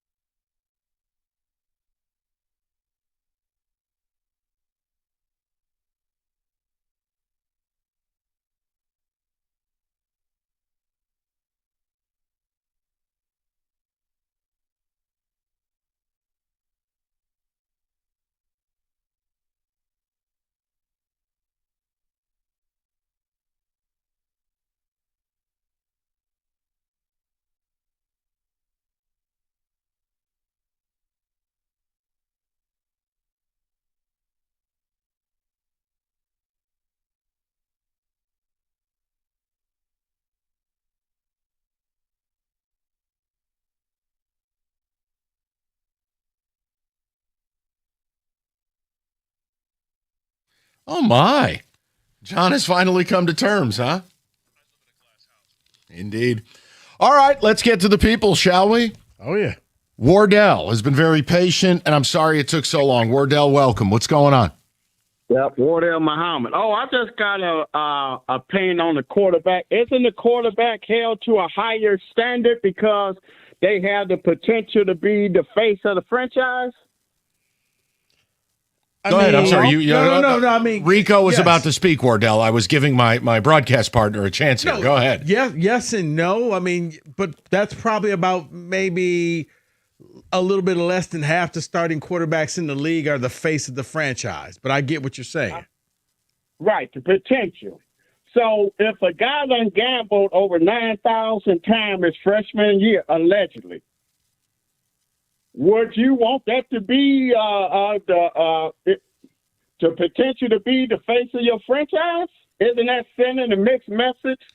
Well, Wardell, then you don't do it if you have concerns about it. Again, this isn't 2 + 2 = 5. It's right there for you. If you don't want the guy, don't do it. We brought up something very simple. Leading up to a point. Please, let's get to it. So, like I called in and they say, why are you calling on this? So, why is it such an uproar for Shedeur Sanders when he had no track record of gambling, but he wasn't even drafted because they say he was selfish because of his persona in the interviews? Isn't gambling a selfish act if you're a quarterback? Yes, the difference is Shedeur doesn't have elite size, he doesn't have elite mobility, and he doesn't have elite arm talent. Then you pile on top. Okay, let's try it again. No. Who is he projected by? No. See, now you're going to get into something. Who is he projected by? Old Hairspray? Just because Mel Kiper thinks he's a good quarterback doesn't mean the teams agree. Every team in the league had how many chances to take him, and they didn't do it. And they might do the same with Sorsby, Wardell, to be fair. But so that's just where I'm at with it. Sorsby does have an elite arm. He does have elite size. He does have elite mobility. Now, you're right. He's a numbskull. He made a series of terrible errors, and you have to decide whether you can handle it or not. Fine if people don't want to. No issue. It was more than just Mel Kiper that projected him higher. Shedeur. True? But So Wardell, here's the thing. He got drafted, and he had a chance to show, you know what? You should have taken me earlier, and he didn't. This year, like he's terrible. He looked like about where he should have been drafted the way he played this year. Right, but that's he still got a chance because this year they going with him and Watson and the other gentleman, Gabriel. Gabriel stinks. Right. So I'm just saying, consistency. And then another question about reading defense. I'm getting about Lamar Jackson, Mike. You have said he can't read defenses. Nope. But ain't he up there ranked with Rodgers as one of the best seasons on percentage? I know you more into the analytics. No, Wardell, here's what it boils down to. When he gets in these playoff games, and you saw this what the Chiefs did to him 2 years ago in the home playoff loss that he never should have lost. Steve Spagnuolo basically with that game plan said it. We're going to force you to throw from the pocket. No, we're not even going to come after you. You can read the coverages. You can make the throws. And you know what he did? None of that. You can have an MVP season, but that doesn't mean you're the best quarterback in the sport. And with Lamar, a lot of his MVP was with his legs. When he gets in the big spot, he has a propensity to have some bad turnovers. Oh, wait, how many turnovers did he have in Buffalo? That'd be 2, and they were cripplers. And we can get to the Mark Andrews thing later. The whole point I'm making is this has been a consistent theme with him. He just isn't a high-end pocket passer. He's not. I can't fix that. I don't know what you'd like me to do. I'm trying to connect the dots of how we got to Lamar Jackson. Oh, you can connect the damn dots. You know exactly what Wardell was doing, but I'm not taking the bait on a Tuesday. It's not happening. Okay. What? Nothing. No. Say it with your chest. I got a little surprise for you later. I don't want a damn surprise. But, yes, Shedeur had every opportunity to show, you know what? you didn't draft me in the correct spot. It looked as if they drafted him in the correct spot. Because he stinks. So, yeah, they're quarterbacks, and it's not to say he had to be Tom Brady. Let me explain this to Wardell or But anyone else who wants to do seventh this. round pick, he looks like, guess what? Guys, people made mistakes. If you don't have elite abilities and you're a bleep hole, you fall in the draft. If you're a bleep hole, but you have elite abilities, you don't. This is the way of the world in any sport. It's not that hard. And here's a hint. None of it has to do with skin color. So why don't we just lose that little playing card? Shall we? Is that what he was going? I didn't pick up on that. I know you didn't. Right. You got into Harvard, but you didn't pick up what he was doing. Got it. Happy Juneteenth. Really? What'd you say? I didn't. Okay. Why? Why, David, why? I'm going to Keith, 97.1. Keith, how you doing, buddy? I'm good. How about you guys? Good. So I don't understand why everyone's getting so bent about this guy's a quarterback. He made a mistake. Obviously, gambling's a big mistake, but they're saying no college. He's going to the supplemental. If this was a fast wide receiver or a other kind of talented position that wasn't quarterback, I don't think people would have a problem with it. It's because he's a quarterback, which is ironic when you think about the fact that the quarterback of probably all the four major sports has the biggest impact on wins and losses. Take the gamble on a fourth-round pick. If it happens, I mean, geez, you could turn the entire – he could be a top 10 quarterback. If he's not, oh, well, it's a fourth-round pick. Well, that's my point. I mean, Keith, look, it's all just projection-based. And when you look at his scouting profile, or if you're a loser like me and you've watched him play, he has the goods. I mean, he has a high-end arm. He has the ability to make off-platform throws. He's very mobile, and he's got prototypical size. And he wasn't paid $5 to $6 million to go to Texas Tech and be a game manager. The thought process was he was going to be one of the 3 or 4 best QBs in the country this year, not named Arch Manning, right? So the idea is, if you throw a fourth-round pick out there, you know he doesn't have to play this year. You know you have a starting quarterback established, but more importantly, you have an infrastructure for the guy, meaning you have veteran leaders, you have a locker room, you have accountability, and he can focus on his recovery in year one. So I didn't think it was this hand grenade topic.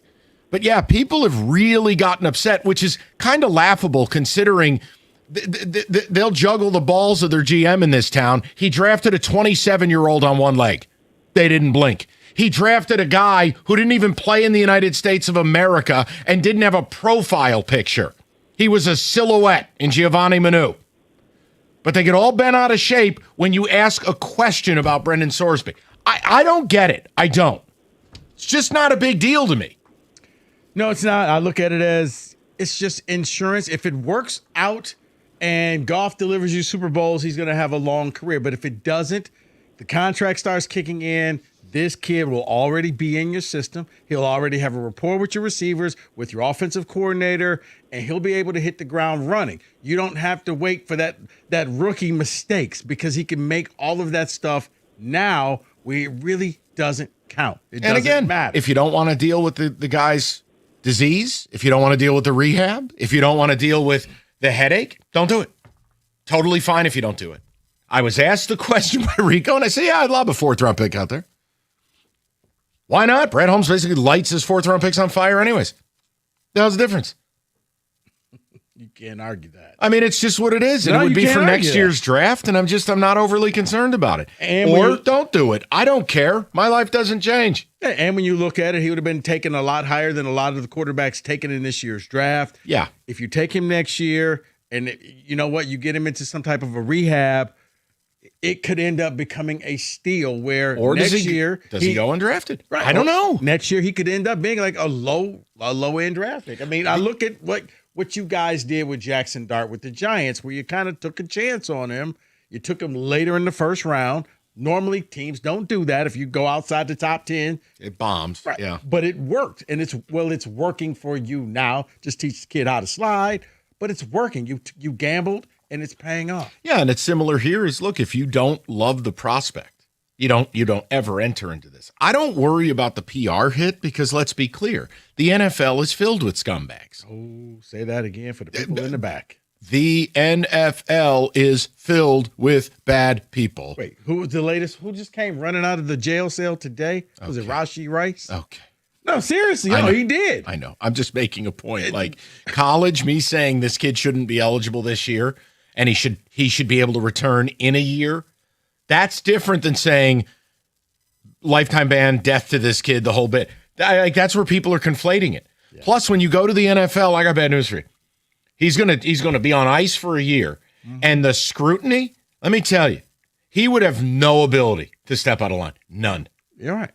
But Mike, when you look at yes, gambling, it's bad. You shouldn't do it. It's one of the mortal sins of the NFL. But once again, you got Rashee Rice coming out of jail. James Pierce showed up to Atlanta Falcons practice, fresh off of what go Google what he was up to. It wasn't a vacation to the Bahamas. All right, so the NFL, a lot of bad people there.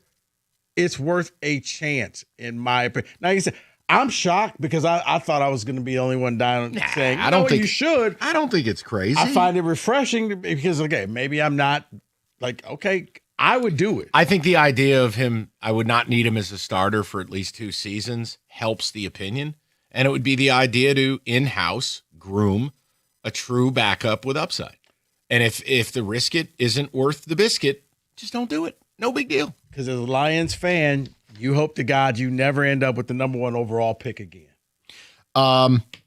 Red Wing fans are next, so we're going to get to it. I'm excited to talk to a few because I thought the audio we played was illuminating. And if that's where it's headed, yeah, I think it's worth the conversation. We'll do it next, 97.1.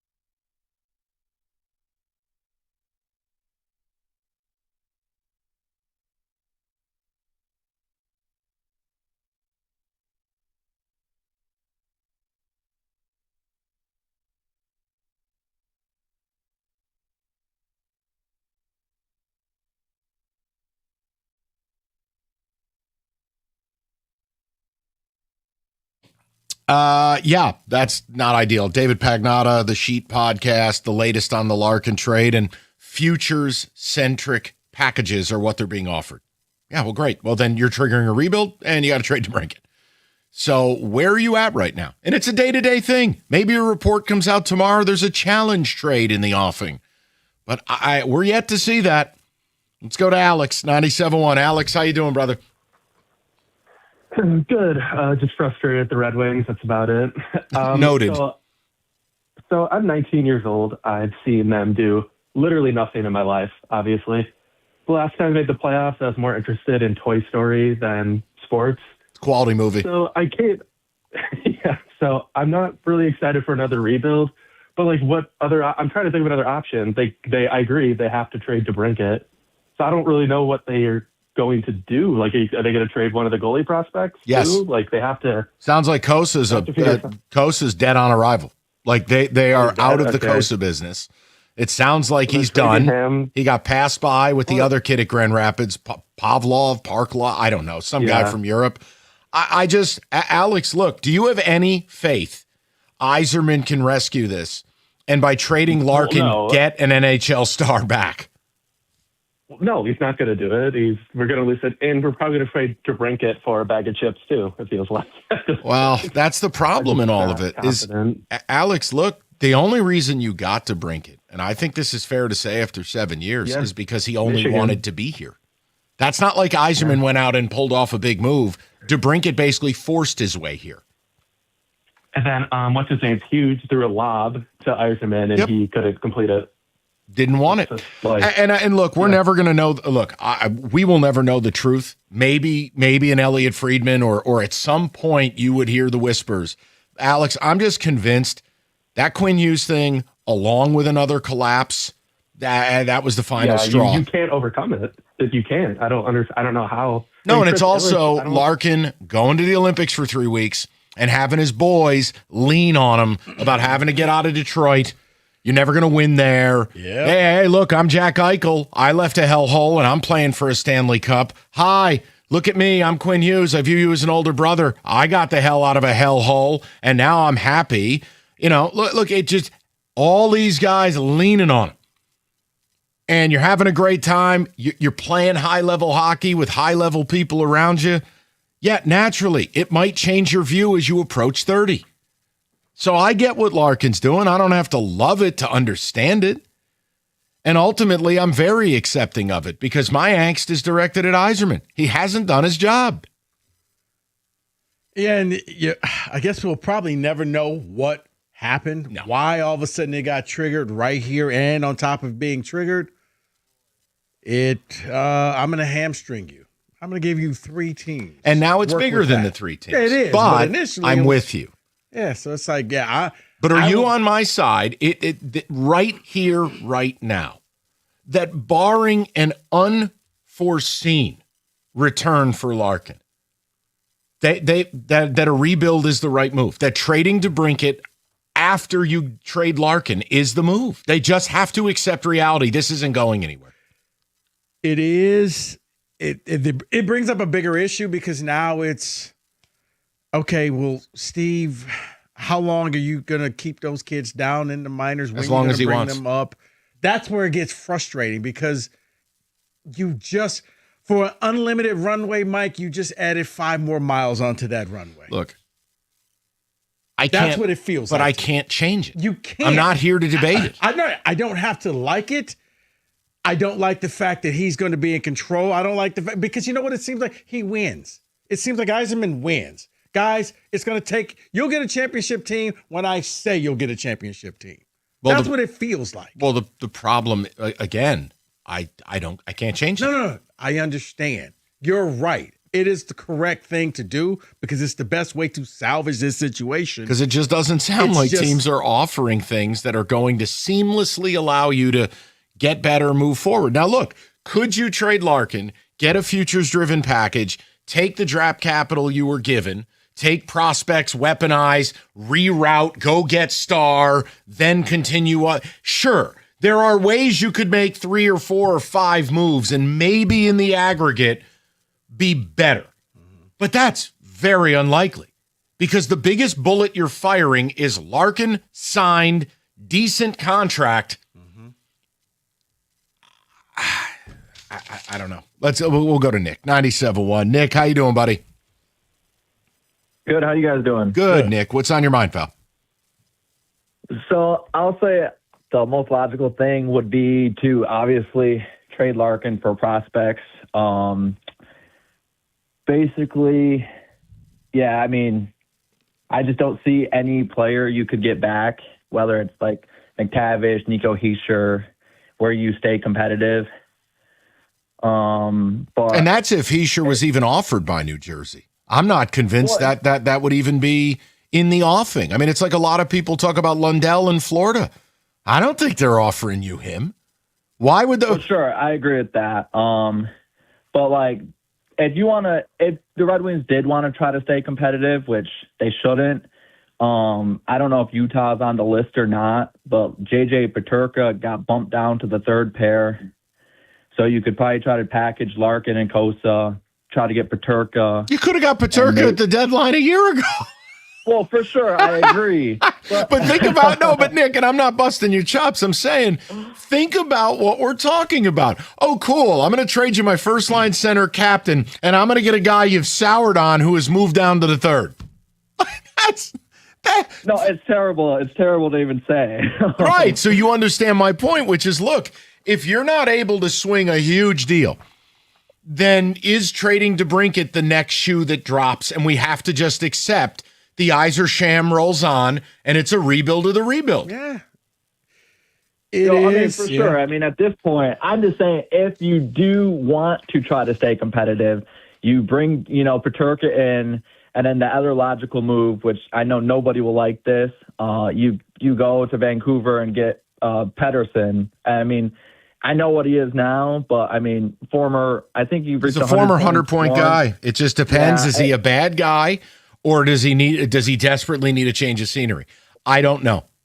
So, and I think he had like 60 points this year on a terrible Vancouver team. So, I mean, I think obviously there is talent there, but obviously, yeah, I don't know the behind the scenes stuff. No, you just got to. That's kind of the issue with that specific player. The Red Wings want to try to stay competitive. Those are two people I would try to get in my top 6, but I mean, ideally, you just tear it down. That's what it feels like. Because here's the thing. Let's say they do it your way. Nick, with a straight face, can you tell me they're a playoff team? And then better, are you trending towards competing for Stanley Cups in the next 2-3 years? No. I don't think this is headed anywhere. No. Henceforth, tear it down. I don't know. And that's why I say, Mike, you're right. It's just, man, it's like you're rewarding him for being bad. Yes. Here's more prospects. Yes. Person bad with money. Here's more money. All I'll tell you is the teams that you need to hear are a part of the conversation. Show me San Jose as an approved destination. You might be able to pry some really interesting things. Montreal would be another. Buffalo would be another. Look, I don't control his no trade list. Right. We know they're going to expand it a little. They may already have.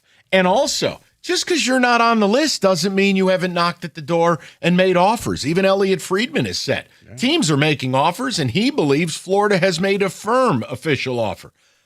But I'm finding it increasingly difficult for us to get salvation out of this one move. If you're trading Kosa and you're trading Larkin, and you're getting future stuff back, then DeBrincat's the next move. And at that point, it's the rebuild of the rebuild. And I don't get a choice. But you're right. It's Steve wins. Right, and that's what it feels like. Congratulations. Warm weather shows up. Everybody's on the road, including distracted drivers. People flying up north like there's no speed limit. Crash happens, and now you've got a myriad of problems. And one that people don't realize is the insurance company, they have a team. They're a couple steps ahead of you. So call David Femininio, the accident response team. They'll help you get your life back, and David will fight to get you what you deserve. Don't let the insurance company run the show. Call 855-65-CRASH or go to getdavidgetpaid.com. That's getdavidgetpaid.com.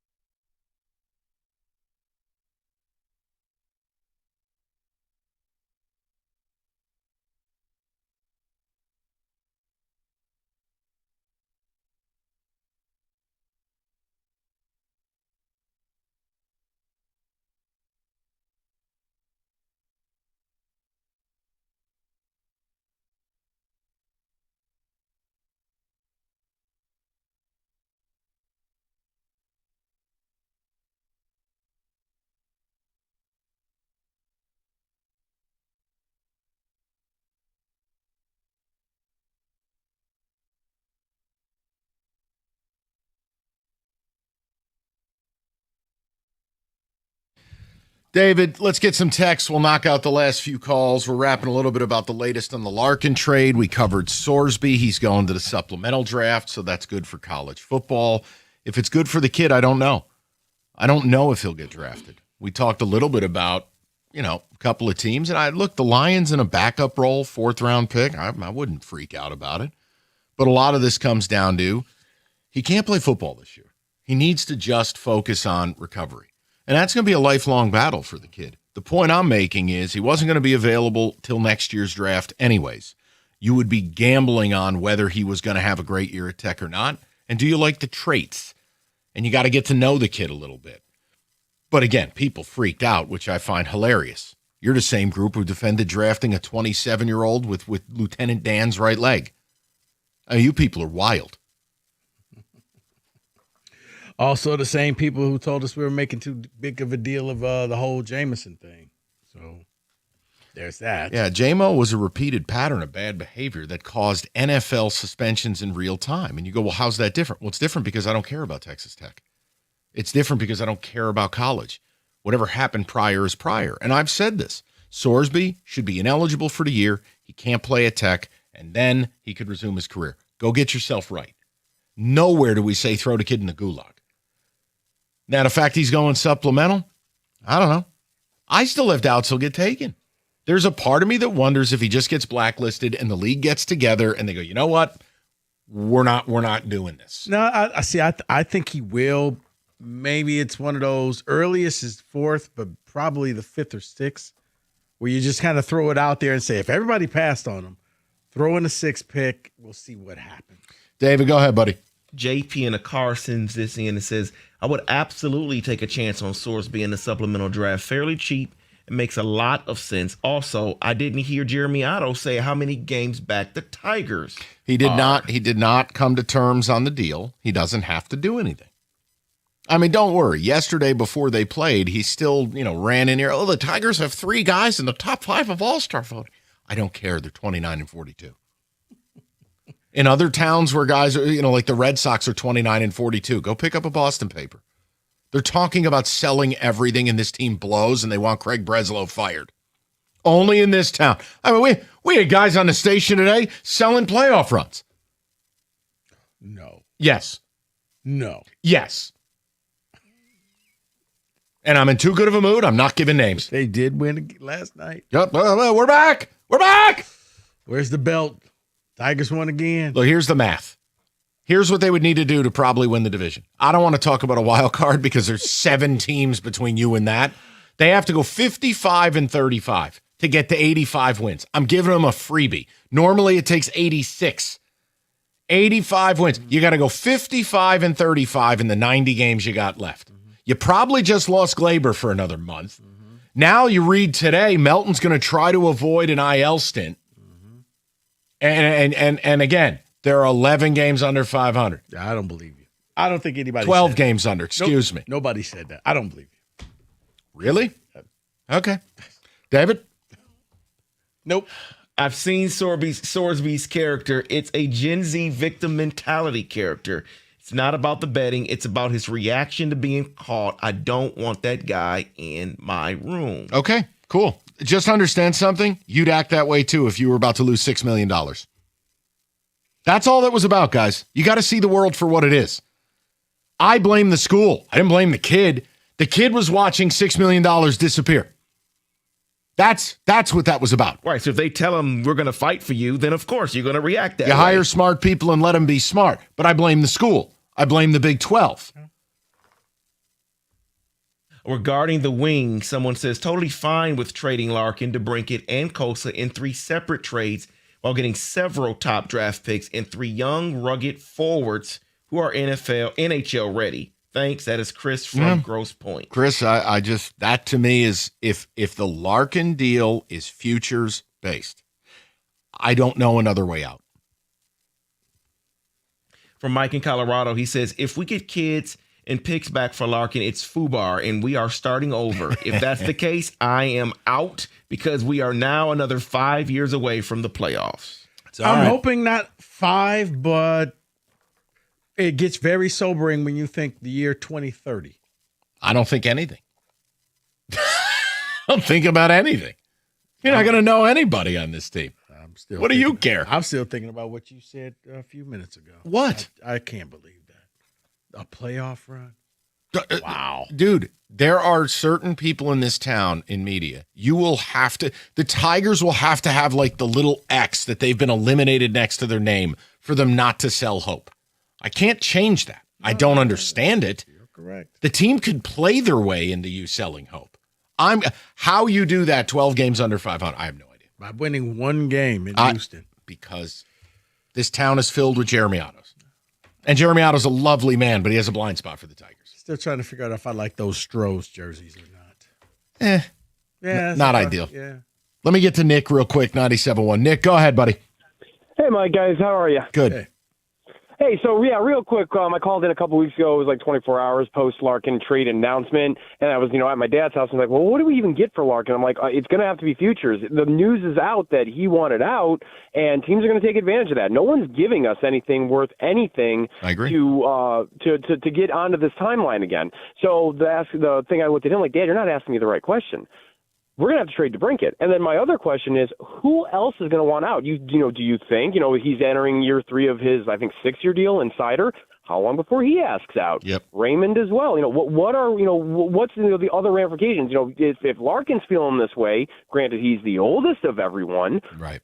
How long before everyone else starts going, my captain just asked it out? Mo, everyone's sitting there, hey, Mo's going to be the new captain probably if they can get rid of Larkin. That's why. Mo's watching the same thing happen. And that's why when you're in a rebuild, and Nick, we're up against it, and I'll answer it, but when you're in a rebuild and you don't get aggressive to move it forward and you take your sweet time, that's the risk. You could end up in perpetual rebuilding.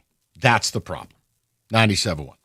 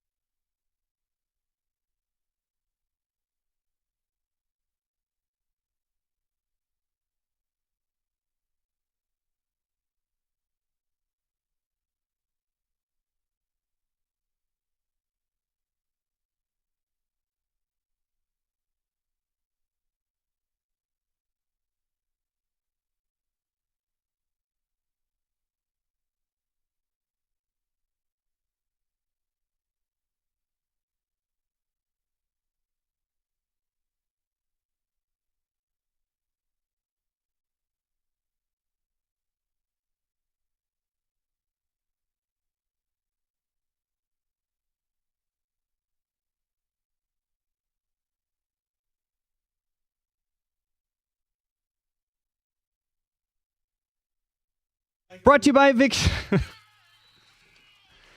you by Victor's Home Solutions. After their 9-3 win last night, the Tigers have Game 2 against the Astros. Manager A.J. Hinch said on MLB Network Radio that Justin Verlander is close to return after another simulated game yesterday, but he's struggling with location in his outings. As for Gleyber Torres,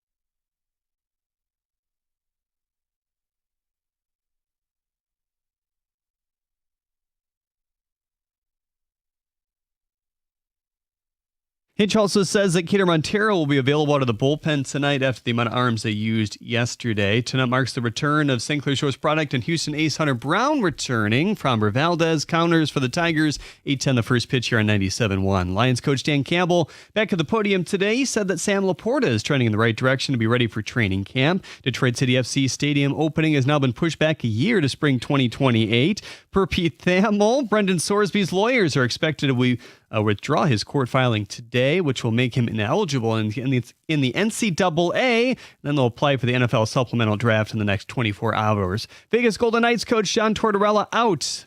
At the Corwell Health Sports Desk, I'm Jeremy Otto. Oh, wow. At the Corwell Health Sports Desk, I'm Jeremy Otto. For more, go to 97.1 The Ticket or Odyssey.com.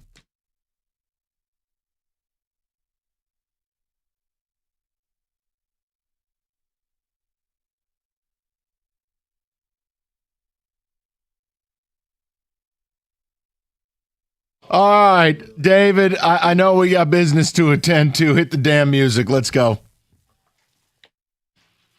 Oh, goody.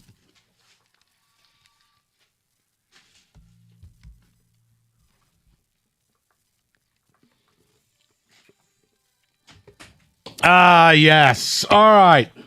What do you need? I'm going to start with a local story here. Per John Hollinger of The Athletic, the Nets and Bulls will be circling with offer sheets for Jalen Duren. The Pistons get cold feet. However, Detroit is expected to match any offer given to Duren. It doesn't surprise me either way. None of it is surprising. The max that I believe they could offer is what, 177 on the offer sheet? Yes. 5 years, 177 is damn near 40 a year. I would encourage Duren, go ahead, go find that offer. Because the Bulls and Nets are brain dead. And would I match him at 40 a year? No, but they will.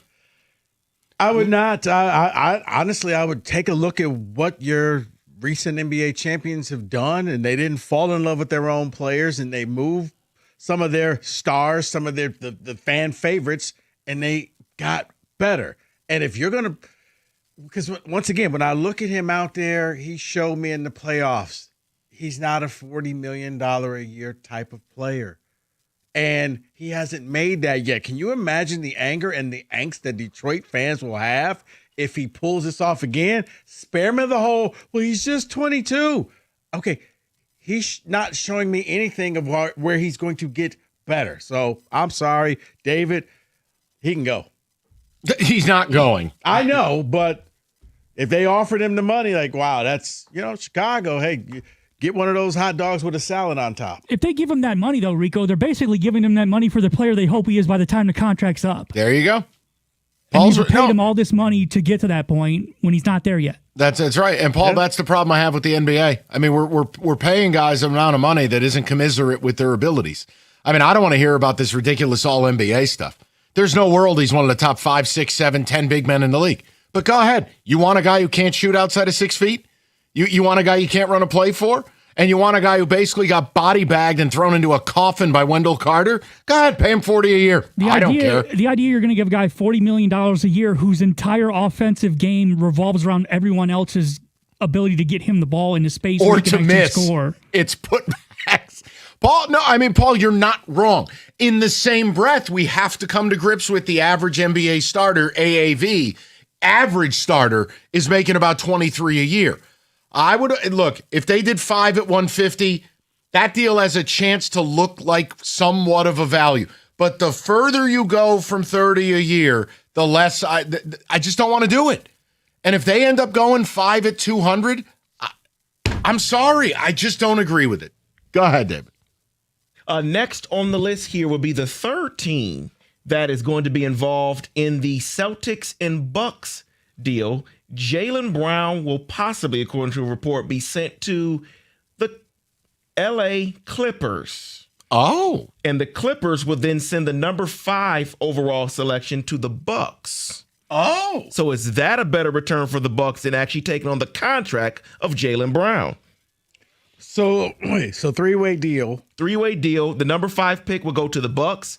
Jaylen Brown will go to the Clippers, and the Celtics will get Giannis. Other pieces will be involved. Yeah, I was going to say that's a ripoff. No, that's just the big pieces. Plus other players. Yes. So here's what I could tell you as far as the Bucks go is they don't have their own first-round picks. So draft capital recoupment is going to be a big thing. I still believe any deal they get done with Giannis, whether it's a 2-team, 3-team, a 5-teamer, they're going to get a young, team-controlled, high-end player. Yeah. They're going to get multiple first-round picks.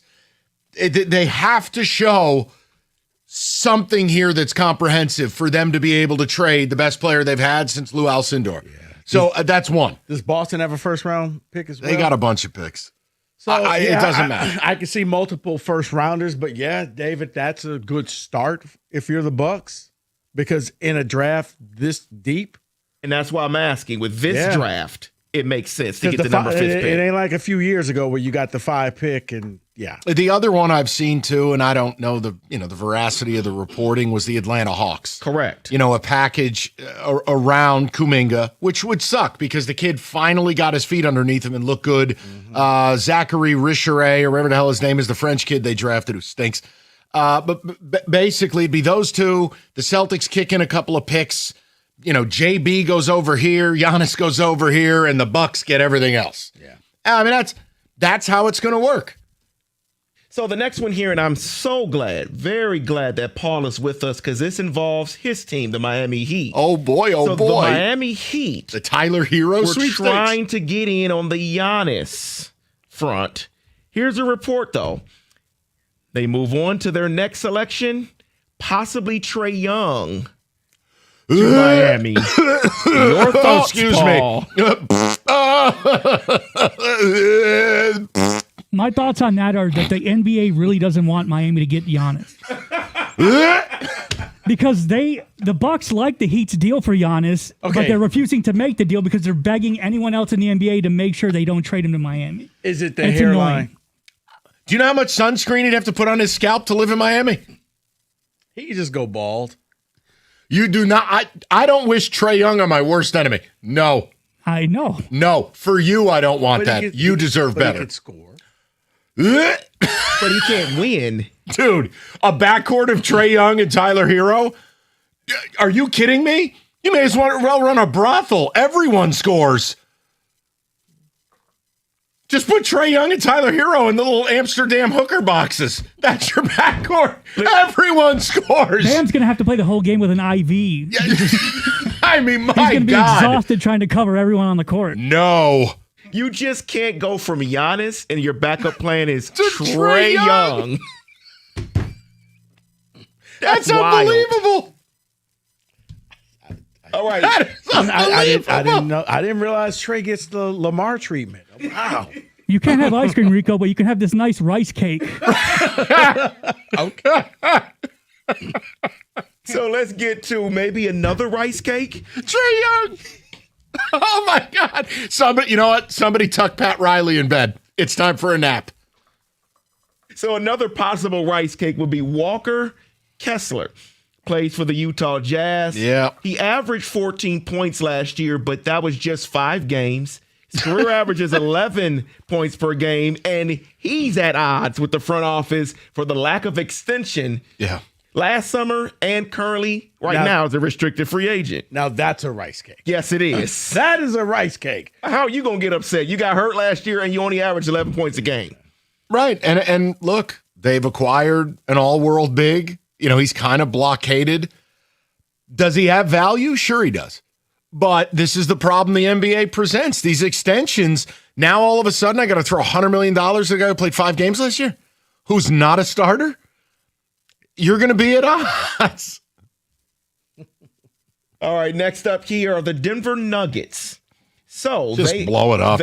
That's my question. Just because blow it the up. report says they want to keep Aaron Gordon. They want to trade Christian Braun because they want to keep Gordon and Jamal Murray together again with Jokic. Oh, okay. Should they just blow it up? That was my question. It's kind of what I feel like. Move on. I mean, look, it was a hell of a run. But are they championship good any longer? No. What about Lloyd Braun and the water pick? I just think they're kind of done, but they're in an impossible spot. You can't trade Jokic. You'd have a revolt. So I'll play the game with you. Yeah, David, they probably got to attach some capital, free up some money, but is the core good enough still? I just don't think so. See, the question comes up before you answer, Rico. The question comes up because of the apron. They are right there, I believe, at the second apron. So you can't just keep things together if you're not championship worthy. You got to do what the Celtics did. They got rid of Al Horford and Porzingis and more just to get compliant. Yeah, right now you're holding on to the past. It reminds me a lot of what you see with Golden State, with the Lakers, of two teams who just can't blow the whole thing up. If we just get this one more piece, or the problem is they can stay relevant, still sell tickets, and that's what and dopes will show up, and it all works. Once again, circle back: Lakers, Warriors. Yep, still selling tickets. You have that puncher's chance. How about the Trey Murphy update? Do you like that one? I did like that. Mark the Stein line. We're going back to 2008. Mark Stein but basically says, the Trey Murphy market and pricing is sky high. So any Piston fan thinking you were getting him for a Coney, a pair of Jordans, and the dead body of like Bobby Klimpman, I have bad news for you. The market is, as Marty Morningwig once said, high. Better hope you can get value from Rasheed Steele and Chauncey. Can I get a side of Zeljko Rabracha, please? Could we throw in Iverson? Not the version we had. We won't get any value for that one there. Oh, you didn't like Casino, Bubba Chuck? And then finally, let's close it out here because questions were all out there regarding De'Aaron Fox's future. There is none. Brian Windhorst reports that it's expected the Spurs retain him. Go ahead. Next year, his extension kicks in. I wouldn't do it, and I'll tell you why. Dylan Harper, you got to let him spread his wings. Yeah. That he has superstar potential. He really came on. You can't have a $30 million vet blocking him. I would just move on. And the fans are never $51 million vet. $51 million. Yeah, and the fans are never going to forgive him for the final game at all. So it may be a change of scenery. I don't think he's done. How can De'Aaron Fox make $51 million? Do you know how stupid this all is? No, I know, but do you understand? Like, I'm with Paul on this. It just, to the average American, do you know how stupid this all sounds? Yes. Like, if I asked you who are the best guards in the league, ain't nobody saying De'Aaron Fox. His career highlight was one magical year with the Light the Beam Kings. $51 million a year. Yeah, well, as I'm saying, it's why the Trey Youngs will get paid. It's why the Jalen Duren will get paid. It's the NBA. Real quick, David, if I may. I hate everything. I just want to ask you three this question because it sparks a debate. I think I know what you're going to say, Mike. Should Spike Lee get a championship ring? If it means he'd go away, yes. Like, if it means I never had to see him again at a Knicks game or have him sit on the pregame show for 20 minutes. Season ticket holder since 1985. All right, I'll take away my bias because he's a pest. Yes. I think it'd be cool for a team to acknowledge a long-term fan. And it shouldn't just be a celeb. Any fan that's had tickets for 25 plus years and the team wins a championship, you know what? They should get a ring. I don't care if you haven't directed movies. You give 25 years of your life to mostly these deadbeat owners, you know what? You get a ring. I like and that. not some junior cheeseburger ring. You get the ring. The actual ring, yes. The CZ ring. Yes. The cubic zirconia. Yeah, no lab-grown stuff here. You get the ring. No, not even a lab-grown. Cubic zirconia. Because think about it. Yeah. What you've had these people's money for how long? The money's not even real. Why not? I like it. And you just sign a thing, they can't sell it. And if they don't want the ring because they want to sell it, I don't know. You know what? If they don't want the ring next year, it's on the house. Season tickets on the house. I like that. No, you don't get a ring. You know what? Unless you put on a jersey and played some minutes. Really? Hey, when did Jordan play for the Heat? Your dumbasses put a banner in the rafters. Gotcha. They also retired Dan Marino's number 13 for some reason. Thank you. Shout out Miami Heat legend and noted Greek DJ Ronnie Cycli. All right, we're out of here. Laces out, Dan. That is your NBA Fast Break 97.1.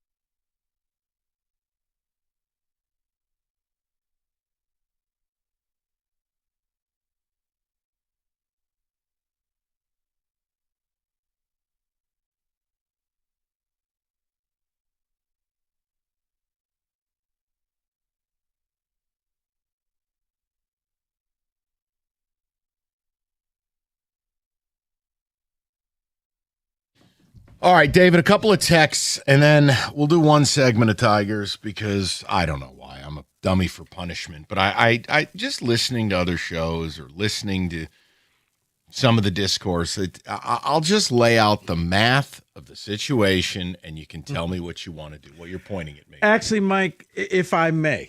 Please. This isn't hearkening, but this is one of those every now and then, I'm sure you read certain articles and you immediately think, oh, this is going to be something. I got to run this past Rico. Something happened earlier today. I think you were talking to Jimmy in the office. Yeah. Greed is not a U.S. thing. Okay. Greed is an international thing. All right. Hockey night in Canada is moving on. What? It's going to be behind a paywall. No. It's moving away from CBC. Yeah. No. Yeah. That's all those people have. It's going to be part of Sportsnet, right? Yeah. It's going to be behind their paywall streaming. Yep. Yeah. How embarrassing. After 74 years. How embarrassing. Yeah. That's like, well, you know what? I'll be honest. David, I think that's going to happen with like Sunday night or Monday Night Football at some point. What do you think Thursday is? Yeah. Thursday is just a test drive for when they really want to get you to Sunday or Monday. But Hockey Night in Canada is an institution for those people. It is. And it's, David, is it one more year? Or is it effective immediately? Oh, it's effective immediately. Okay. You don't even get a swan Season's song. over. They said it's up. Don't see it next year on streaming. So, yeah, it's gone from CBC. It'll be behind a paywall now. So, if you're in Canada. So, greed, it's not just a U.S. thing. It's international. Everybody's out to make more money. That's just. And you're right. It's the equivalent of Monday Night Football, no longer on ABC. It's on ESPN or it's on Amazon. So what happened was, and you know how we have the conversation with the NFL that when they start something and we say, oh, that's just the start, they're going to continue this, like the Black Friday. Yeah. This is what their statement was. They're going to go to new sports programming that grew out of its experience with broadcasting the Olympics. So they started with doing stuff streaming-wise with the Olympics, and they said, let's continue this, and they're putting it behind streaming. I don't know. I don't know what I can say. I just everything, not everything, but man, so much of what's going on in the world of sports is just it's a turnoff. And I mean I just don't know what to say because it sounds so counterintuitive where it's like we do a sports show and my life has been doing this, and by part of that is like sports has been a big part of my life, but like I don't have to like everything that's going on, and I just every day you're just hit with this barrage of things where you're like, this is all bad long term. It's just none of this is healthy for fans or the leagues long term. Every league, every broadcaster, they're acting like a desperate landlord who's just trying to get that rent money next month. It's like, right. And raising the rent because you know what? I gave you some new light bulbs. So rent's now going up $500. Yeah, exactly. I don't know what else to say. It's just, that's gross. Hockey Night in Canada should be above it all. Right. But it's not. It's why I always applaud like the Pistons next year, putting every game on Channel 20 and making it free for the public to watch. We sometimes make fun, but that's a cool thing. That's like the anti of what's going on all the time. I remember when Ishbia did that for the Suns games and said, you know what? These games should be free for my fan base to watch.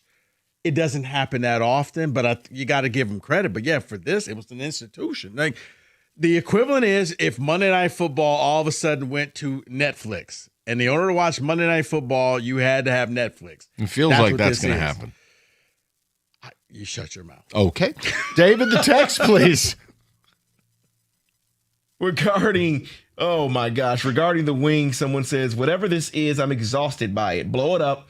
The Brinkett trade makes sense. Can't believe Yzerman is going to get another crack at the rebuild, though. Yeah, because what accountability is there?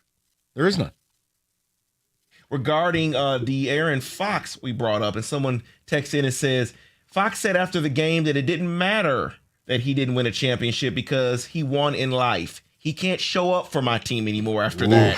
I want to win. No, hold on. But let me say this. That's the same team that accepts your Star Center in Central Park painting after he got just beat down. So that did happen. Someone says to the CBC stuff, someone says pretty soon that'll be us here. We'll have to pay a streaming service to watch Sunday afternoon football.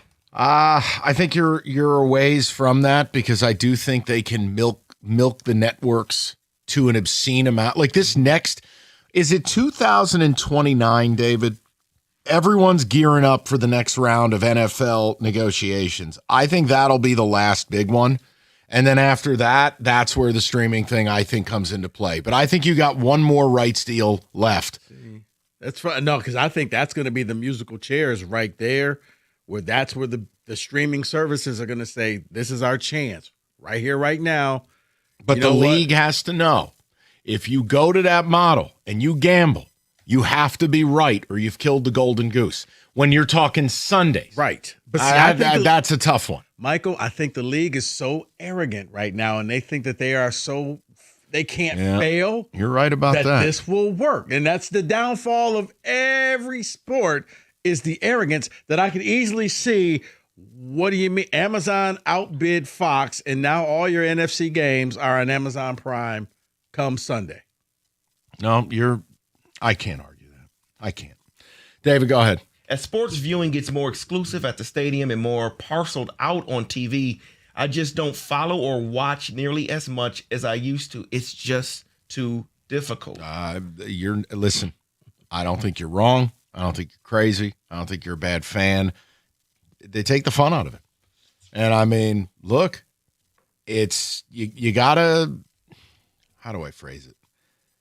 Sometimes you got to step out of your own shoes, and you got to think about, like, it's different for us. You know, like I hate saying this, but like it is an entitlement. Like, you should be entitled to being able to just watch sports for a very low cost. I don't understand when it became another line item in a budget that the average American doesn't have, who's already carrying like $9,000 in credit card debt, that they have to now make financial choices to, check my notes, watch sports. I'm not big on entitlements, but I do think being able to turn on your television without a blood draw and just zone out of the general misery of your life is not a high bar to clear. Yeah, be able to watch your favorite baseball team, and it's free. But it's just over the air. It's your favorite college football, and then the next day you can watch your pro team play instead of, wait, what channel is it on? It's streaming on Peacock. Oh, wait, do we have that? Oh, we don't. All right, I guess we got to sign up. You see what I'm saying? It's just, and again, the NFL's playing a dangerous game. I'll continue to say it.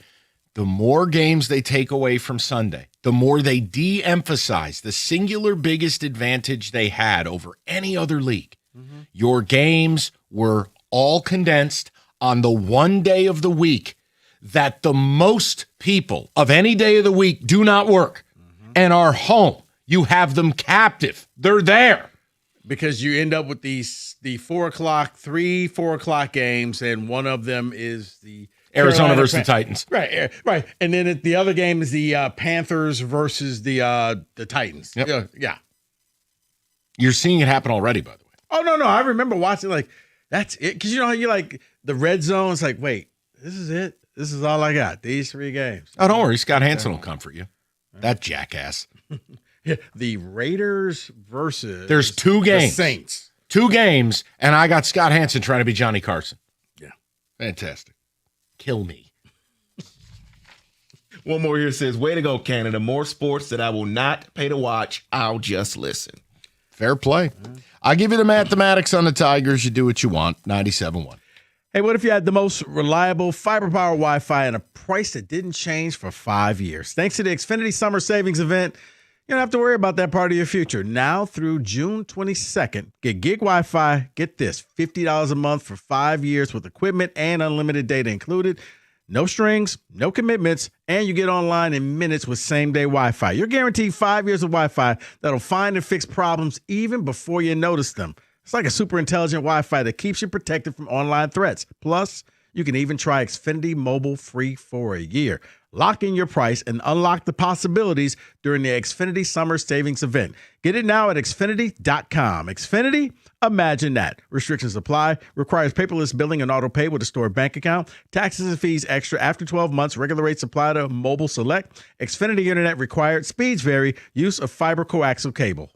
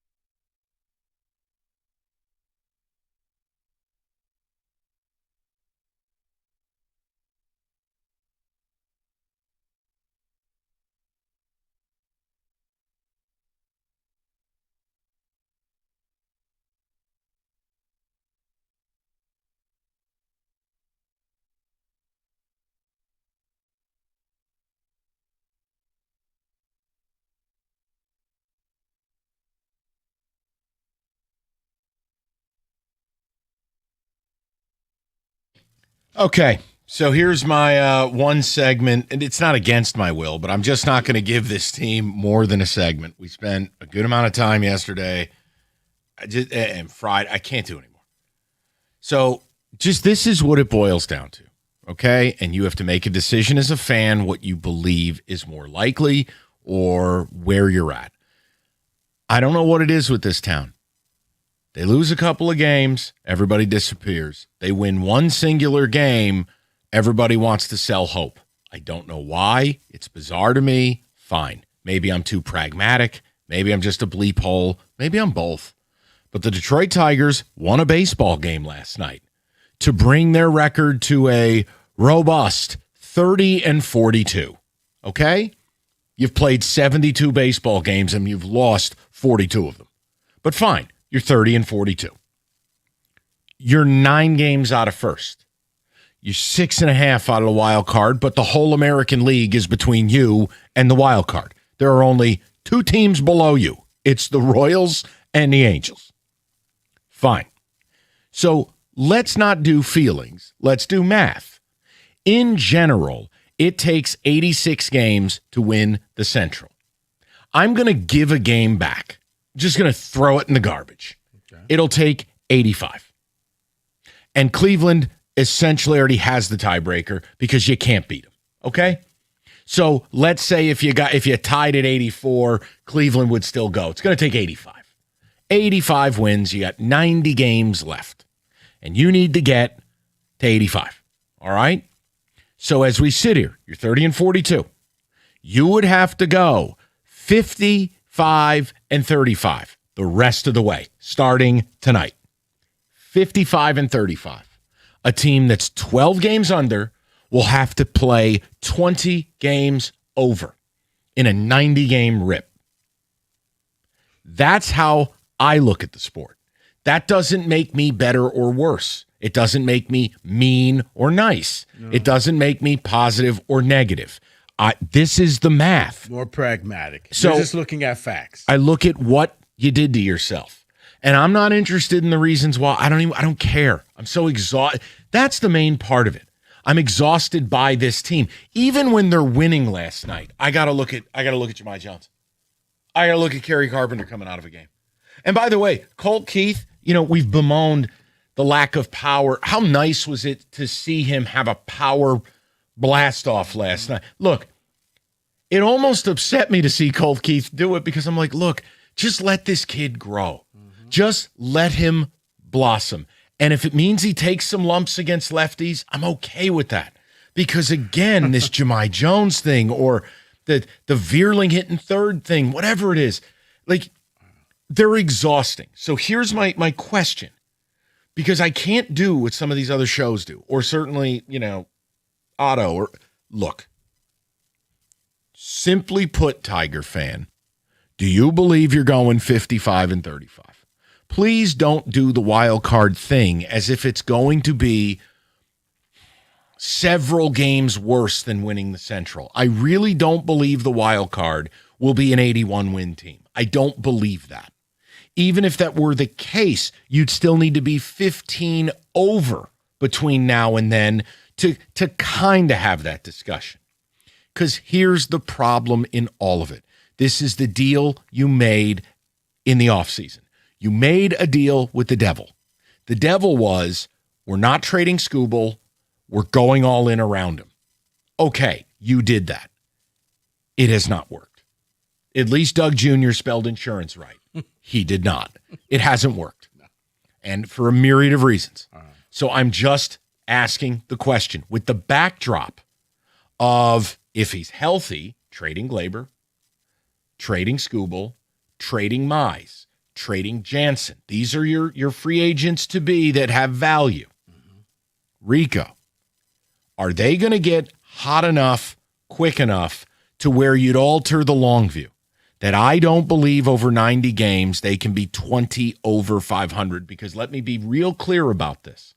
There's not a single team in baseball. If you asked me over the next 90, the Yankees, the Dodgers, the Braves, I wouldn't pick anyone to go 55-35 over 90 games, and especially in the stretch drive of August and September where winning's even harder. That doesn't mean it's impossible. But are you accepting of the math in a way that I don't think a lot of media or fanboys are? It's just the math.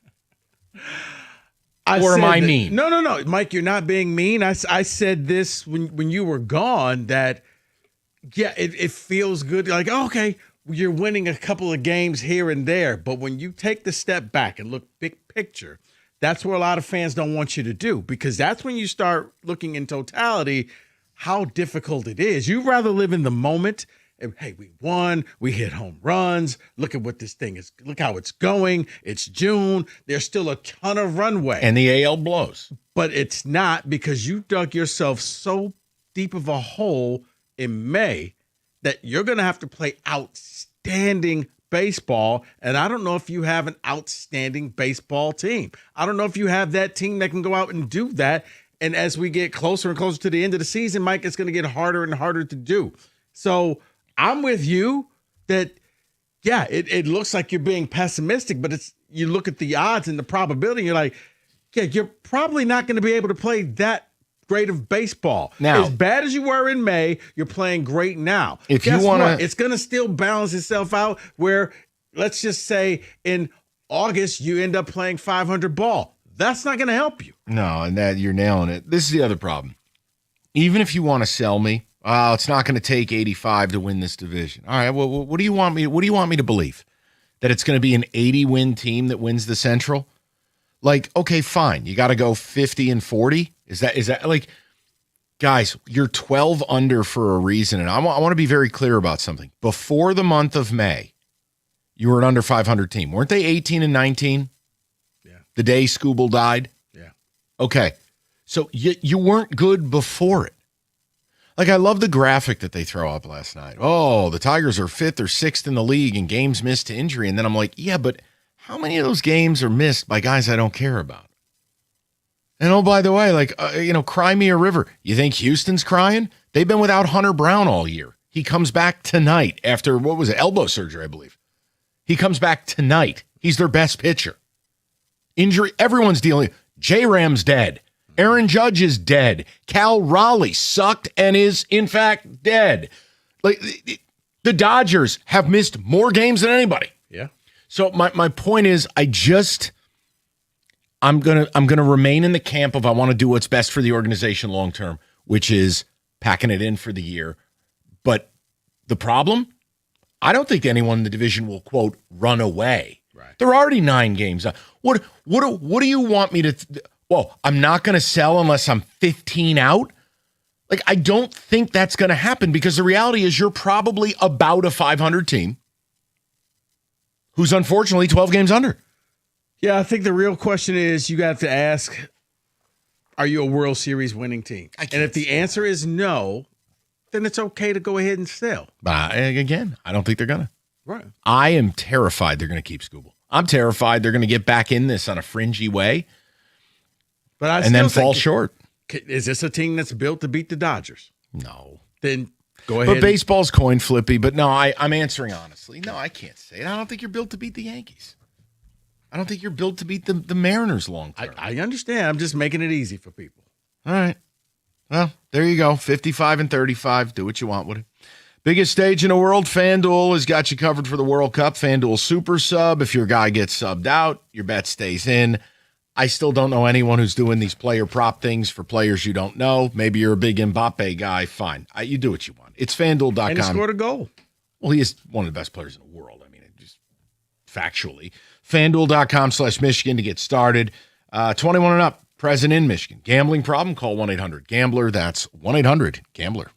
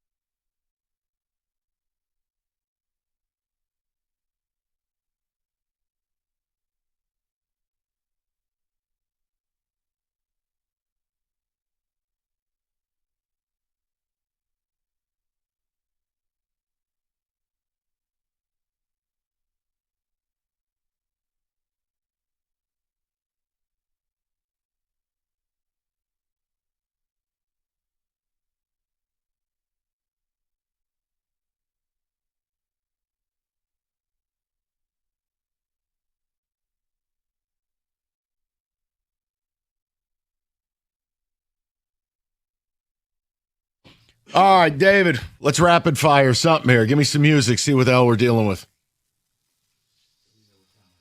Football. Okay. Go ahead. Do the lead. Michael. I want to welcome Paul Sarah to the proceedings. Yes, we love Paul. Brendan Sorsby in the supplemental draft. Let's talk about potential teams who could be interested in him and whether it will be a good fit. Miami Dolphins. Miami Dolphins, they're actually on the list. Paul, the Miami Dolphins, needing a quarterback. Malik Willis and who? Right. You got Malik for a few years. You developed this kid behind him. Go ahead, Paul. What do you say? No.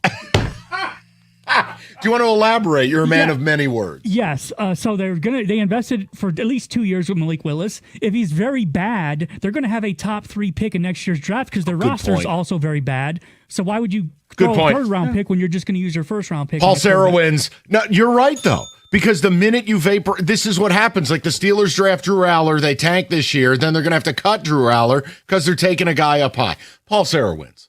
Okay. Why did Malik Willis go there?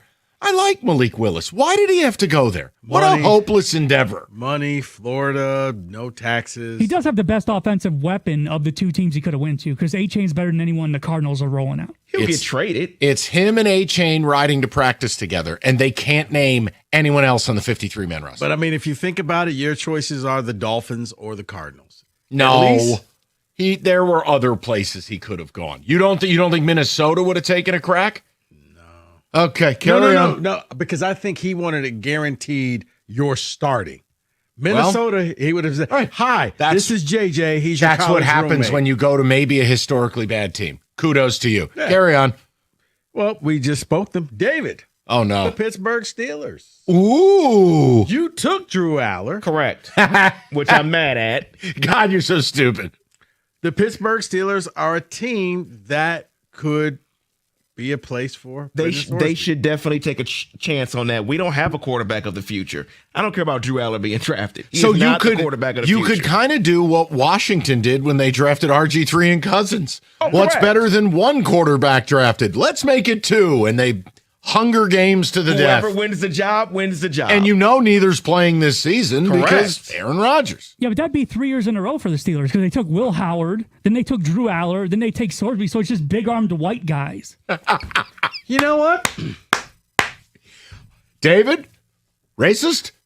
It's Pittsburgh, so that's what they do. This is discriminatory. You know hey, David, here's for you. Let's go to big-armed black guys. How about that? The Cleveland Browns. Oh, my God. What is happening? You know what? Cleveland collects quarterbacks like Christmas ornaments. Right. Why not? Right. Why? You had 6 quarterbacks in your QB room at camp last year. And you know what's better? More. All right, let me make the case for the Browns. And, Paul, I want you in on this because Rico asked the question. I'm convinced the Browns are really not trying to win anything until their stadium opens in 2029. So winning is not the priority. They could add another quarterback to hope they find something, or do you believe they're just going to be god-awful and go after Arch Manning? I mean, I think it's just going to be they're going to be bad and go after Arch. But, okay. So I kind of think they're in the same boat as the Dolphins. They'll play somebody, be bad, and then draft a quarterback in the first round. Plus, would you really want like Sorsby, Shador? I'm in the Watson? Interesting business. Yes. That would be gold. So I have like a 5-man quarterback. Dylan Gabriel, can't forget about him. Yeah. Gold, Jerry, gold. It would be. I mean, can you imagine the camp reports? So here's the question: where is the landing spot for him, or do you believe you'll take the field? He's unemployable. Wait, I have more. Oh, there's more. Oh yeah. What about a team that really is questioning their starting quarterback, the Carolina Panthers? Not a horrible team, but not a great team. And you do have Dave Canales, who's a quarterback coach by trade. He revived Baker's career. I don't hate this one, Paul. I don't hate that one. Yeah, I mean, Bryce hasn't lived up to the hype. They're not going to be terrible, so they don't get access to a great QB. You got a QB whisperer as a head coach. And Carolina, tiny little market.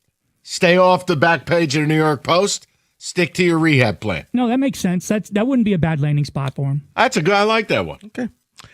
How about right here, the Detroit Lions? I got raked over the calls by a couple of callers. Leave me out of it. I didn't think it was a terrible idea. I think for your Lions, I don't think you're ever going to be as bad that you're going to end up with the top 5 pick. That means some things went really wrong if that happens. So this is a chance to gamble.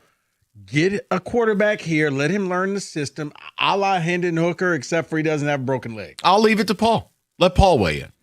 I don't think it's the worst idea because it could be very Packers-esque, where he sits for 2 or 3 years and then maybe he takes over. But at the same time, I think it's a better situation in Carolina for him than here. It is, but look, do you at least agree with me? You have a great locker room. You have leaders. There's accountability here. You have a very quarterback-friendly offense. You have a veteran leader who's under no threat that Boy Wonder's coming in to take his gig anytime soon. And you have time. You have a framework. That's all I was selling. No, it makes sense. I got 2 more teams, and they're kind of the Spider-Man memes of each other. Let's stay right here in the NFC North, the Minnesota Vikings. You kind of got 2 quarterbacks, which means you don't have one. No, not again. Not again with this. I'm going to say no. It's Kyler. It's Kyler for a year, or they tear this whole thing down. Okay. I'm going to say no to Minnesota. But wouldn't he be the teardown? No. I'm going to say yes, and I'm going to use Mike's reasoning. Kevin O'Connell. Oh, QB whisperer. He's a QB whisperer. He made Sam Darnold a quarterback. Here we go. It would be interesting. Yeah, but he couldn't make anything out of JJ. Well, that's because that's because he didn't have the other team's plays. Once you get the other team's plays, you're going to unlock JJ. That it'll all work itself out. So you're saying Leaders and best. So you're saying when they drafted JJ, they should have been making sure he brought Connor with him. Yeah, yes. they needed the VIP subscription package to maintain knowing the other team's plays. Or the spy glasses. Or handing it off 53 times, and you get to pretend you're Air Force's quarterback. Real quick, Atlanta. 2 quarterbacks. You really don't have a quarterback. They are, yes, because they're never going to be terrible, and they're never going to be good. They're in, as Cookies calls it, the mushy middle. They're just blah. Yes to Atlanta. I think Atlanta would be fun, but I think the best one, obviously, is the Cardinals.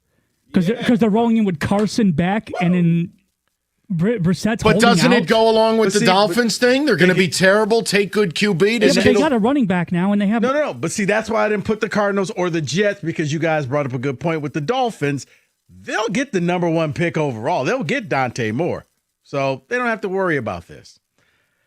Panthers, Vikings, and what was the last one we just did? Atlanta. You give me those 3. All right. That makes I like that. All right. Or let me right now. Does he get taken in the supplemental draft, or does he get Kaepernicked? He gets taken. Yes, he's white. Paul? He gets taken. Whoa! You said that hurt. Well, he'll get drafted. Yeah. You know what? Facts are mean. 97-1.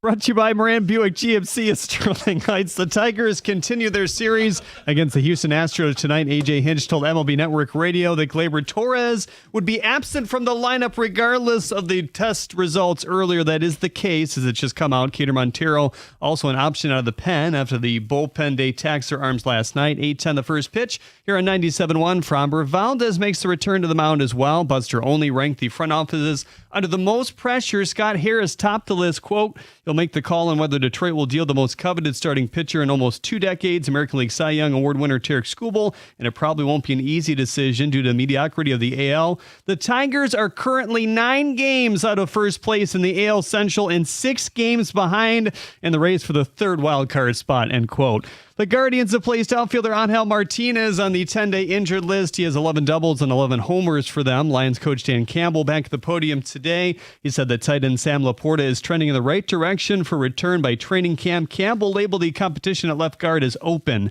Brendan Sorsby expected to apply for the NFL supplemental draft in the next 24 hours. Top recruiting target and Harper Woods wide receiver Dakota Guerin has picked Oregon over Michigan football. Per Tony Garcia, he was scheduled to visit Ann Arbor this weekend. Detroit City FC's new Corktown Stadium now expected to open a year later in spring of 2028. At the Corwell Health Sports Desk, I'm Jeremy Otto. For more, go to 97.1 The Ticket or Odyssey.com.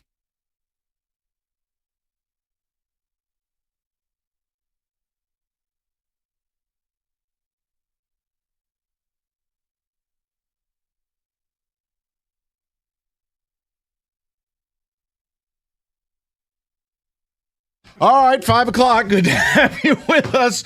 Intrepid update, man, Jeremy Otto. So I want to get to these callers, and I want to just reset this briefly because we brought up the Tigers, and it's just I view baseball through the lens of math. I'm unemotional about it. It's probably going to take 85 to win the division. I know, the wild card. Here's the misnomer about the wild card. There are 9 teams ahead of you in the wild card. You have to outplay 7 of them. 7. That's 2 divisions worth. I understand you're 6 out, but the assignment is different. You are taking on essentially the whole AL, meaning I have to outplay 7 of 9 teams versus can I outplay 1 or 2? So I stick to the division first until you whittle down the number of teams I got to worry about. But here's my question. If it takes 85 and you have 90 wins left, you got to go 55 and 35. If you believe they're doing that, or if you're still hopeful, can you sell me this pen? Because when you hear Otto's update about Buster Olney and ranking out front offices under the most pressure, and you hear Scott Harris is number 1 on the list, that's the conversation I'm more interested in. Because the hope casting, that's a conversation for probably over a month from now. And I mean, let's be clear about this. If you believe the team is going to wait till the All-Star break, that means you have a month. 1 month from today, you're 12 under. What would you have to be at that point to not trade Skubal and company? And I'm saying company for a reason. I don't think Mize is in your long-term plans. He could help somebody, provided he's healthy. Gleyber Torres. Now listen, this got complicated where it sure looks like he re-aggravated that left oblique that cost him a month. He's not in the lineup tonight, and I'm sorry. I haven't seen his test results yet. But Gleyber would be a guy you trade. Kenley Jansen's a guy you trade. Why would I do that?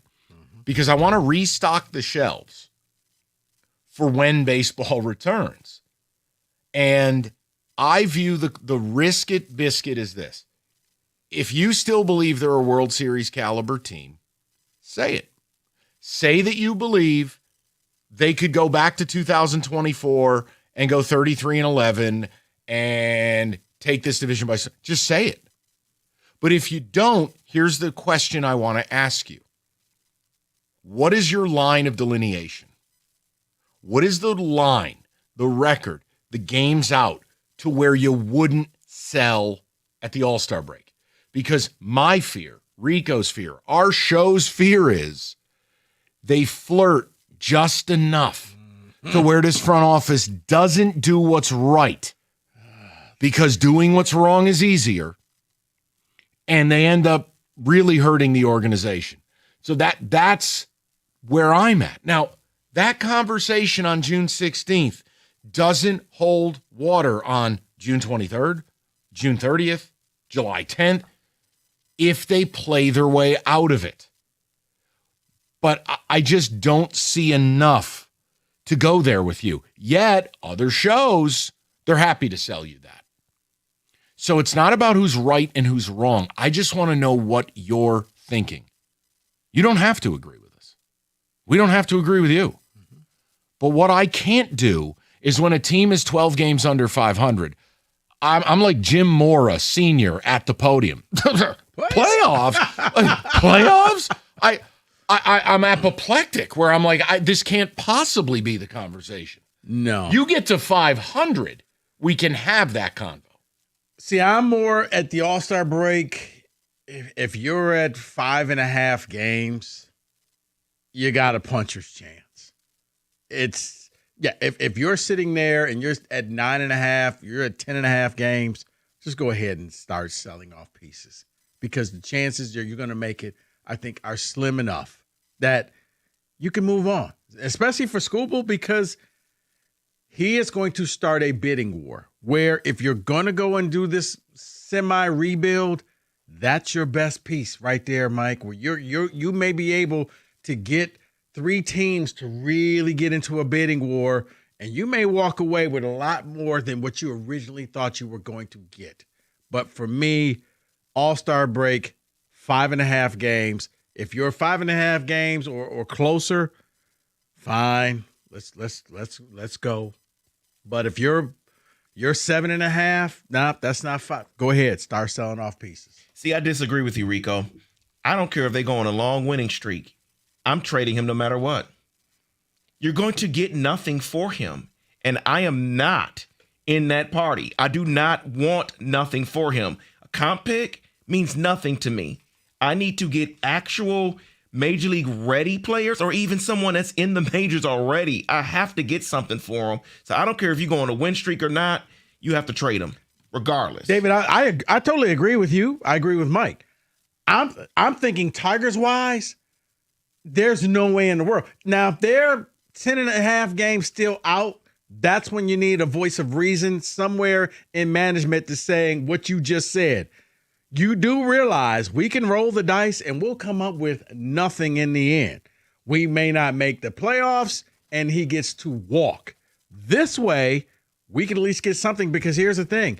If you're competitive, you've been competitive really without him. So you have a strong enough pitching rotation that you can get this thing done without pitching's him. been fine. Right. It's been the offense, really. And I know they've had a nice little power surge here over 10 days, but I'm not going crazy about that either.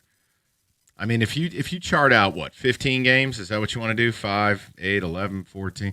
I mean, yeah, you're at 4th of July weekend and you start a series in Texas. What do you got to do over a 15-game run to change the conversation? I mean, it's probably something like 11-4, 12-3. I mean, that's what it would take to really change the convo. But even then, you're still under 500. And it's just hard for me to get there. But I want to know where you're at. Because, look, you do have a media that still wants to sell you hope.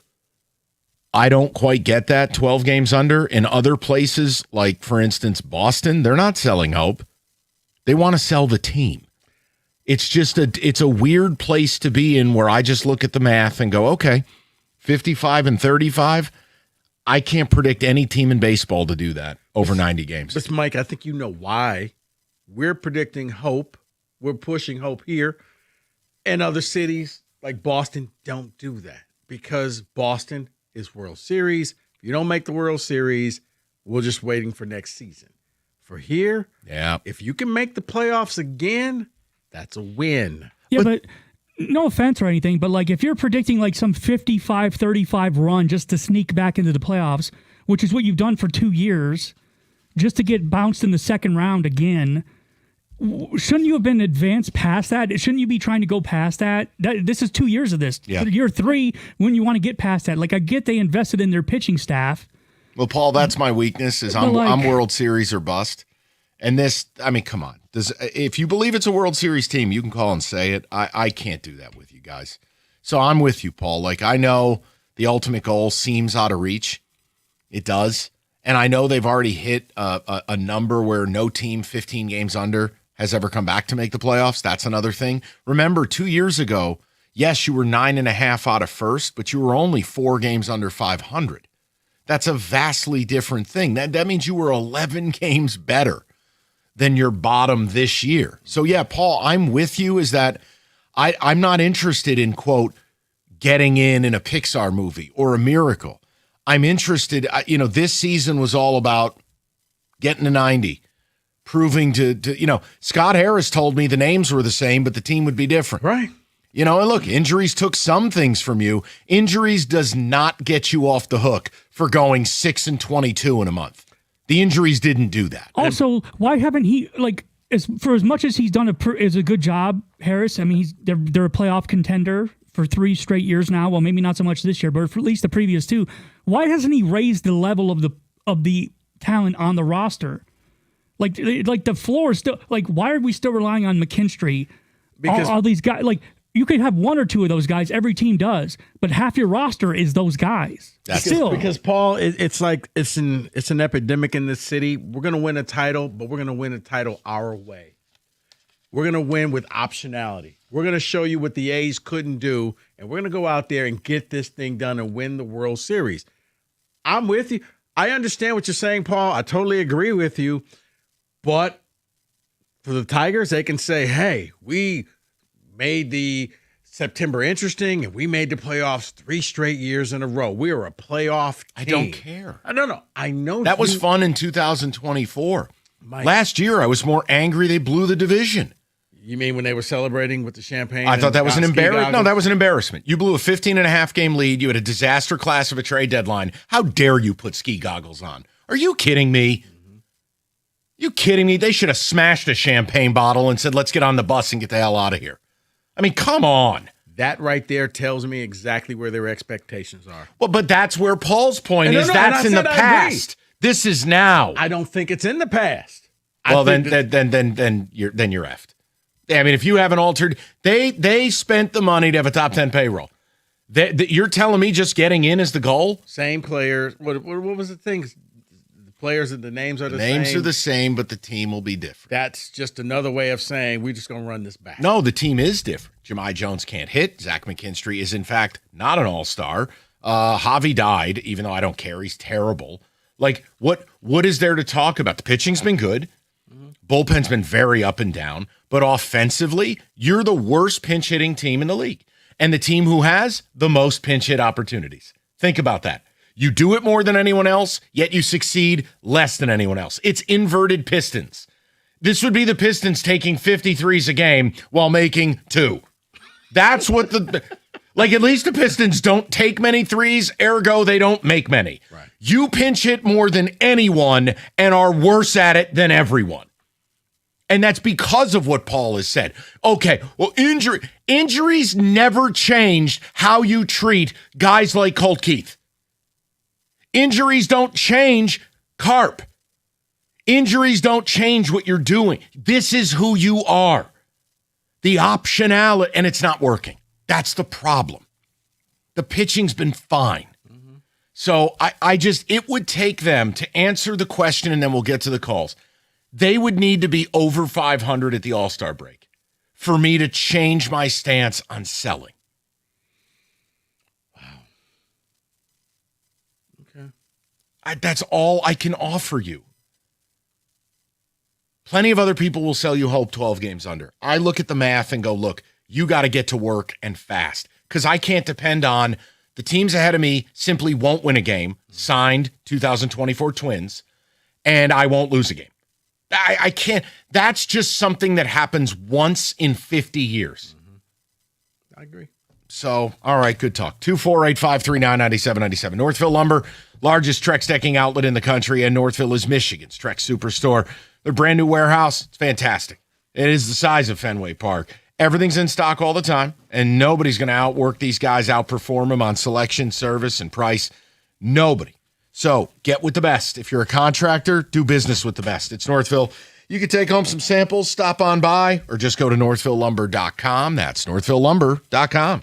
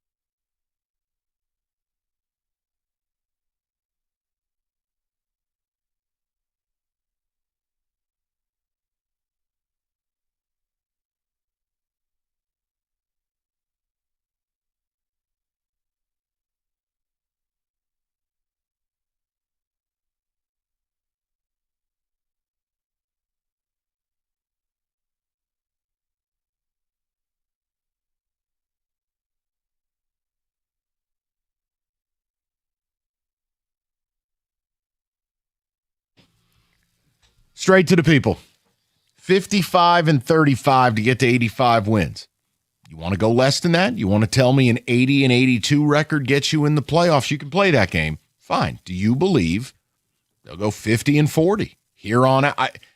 When you're 12 under, you got to earn it back. So just kind of a level set. And Buster Olney saying, look, Scott Harris under the most pressure of any executive in baseball as they hurtle towards the deadline. If the All-Star break is truly the drop-dead date, per reports, what would you need at the All-Star break to not sell? I'd have to be over 500. I mean, I don't want to get into like semantics and be like, well, what if they were one under? Oh, okay. All right. Will you please? Don't break my balls. You get my point of what I'm saying. You got to be on the plus side of the ledger. We'll go to Mike, 97.1. Michael, how you doing? Good. How are you? Good, Mike. What's up? So So I say trade and bring up these kids because there's going to be no baseball next year. Let's make it plain and simple. We don't have enough everyday players. He uses the bench way too much. He's actually using it way too early because we don't have regulars. We need to make trades, trade Carpenter. He's not going to be playing baseball for 2 years. He'll be a 30-year-old man. He'll be a little different. We only play him against right-handers, and that's half the problem. He doesn't let these guys succeed or fail facing a left or a right-hander, so you don't know how good they are. So I say trade whatever you can. Start bringing up the minor league because you're not going to have baseball next year. So what could they do between now and All-Star break to change your opinion, or nothing at all? No. Here's the bottom line. Nothing. They can't win this year. They can't beat Chicago. They can't beat Cleveland. They can't beat Cincinnati. They can't beat the Dodgers. There are a lot of people they can't beat. Time to move on.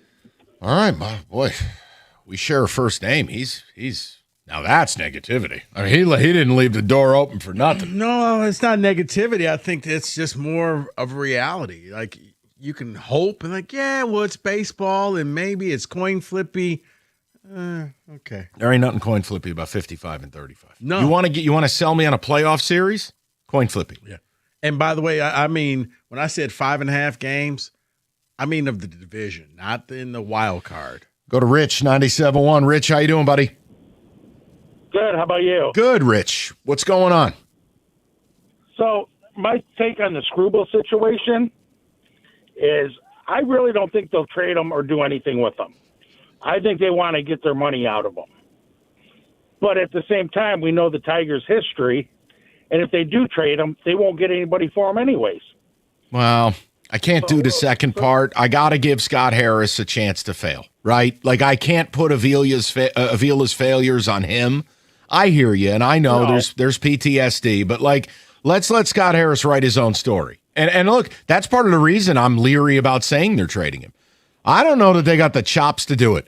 You do that kind of move, Rich, your ass is in the jackpot. You will be defined by that trade. Oh, I agree.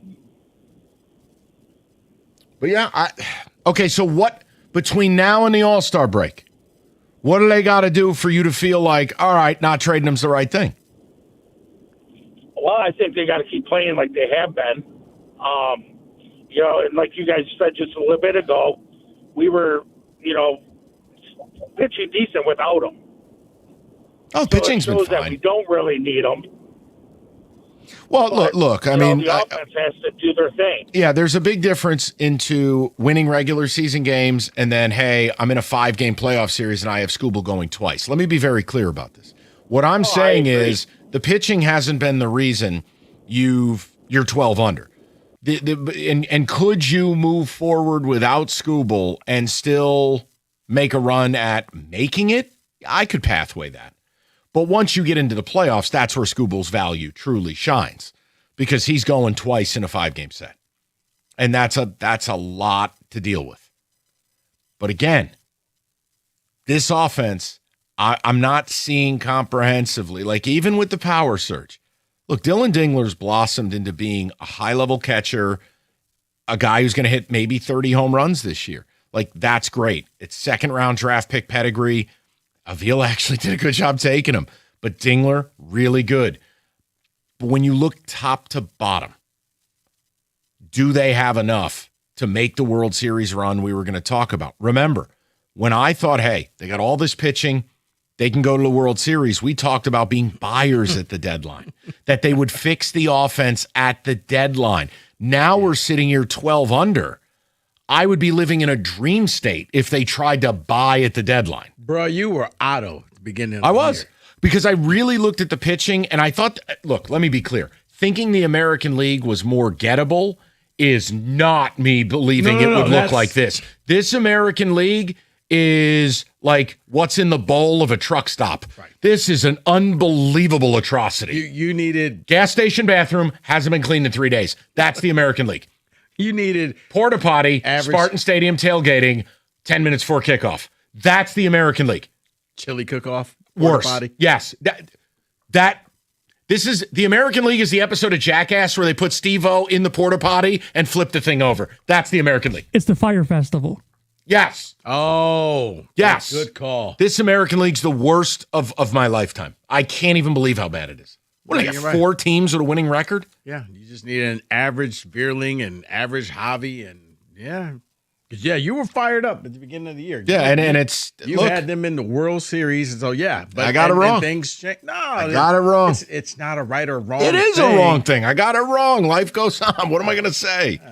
I got it wrong. Bottom line is, I'm not going to hang on to that opinion in hopes of being right. Well, I'm going to alter and move with the information I have. They got to sell unless they do something amazing in the next month. That's what I was going to say is you pivoted from that point instead of saying, no, it can still happen. You realize this is not going to happen. Because the math is what takes over, man. Yes. It's not about what I want. Yeah, I'd like entertaining baseball, but dude, they're 12 under. The math is very sobering. It is. Now, look.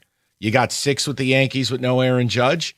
J-Ram just died for Cleveland. I mean, it's being the opportunity is being handed to you on a platter. But I'm trying to think.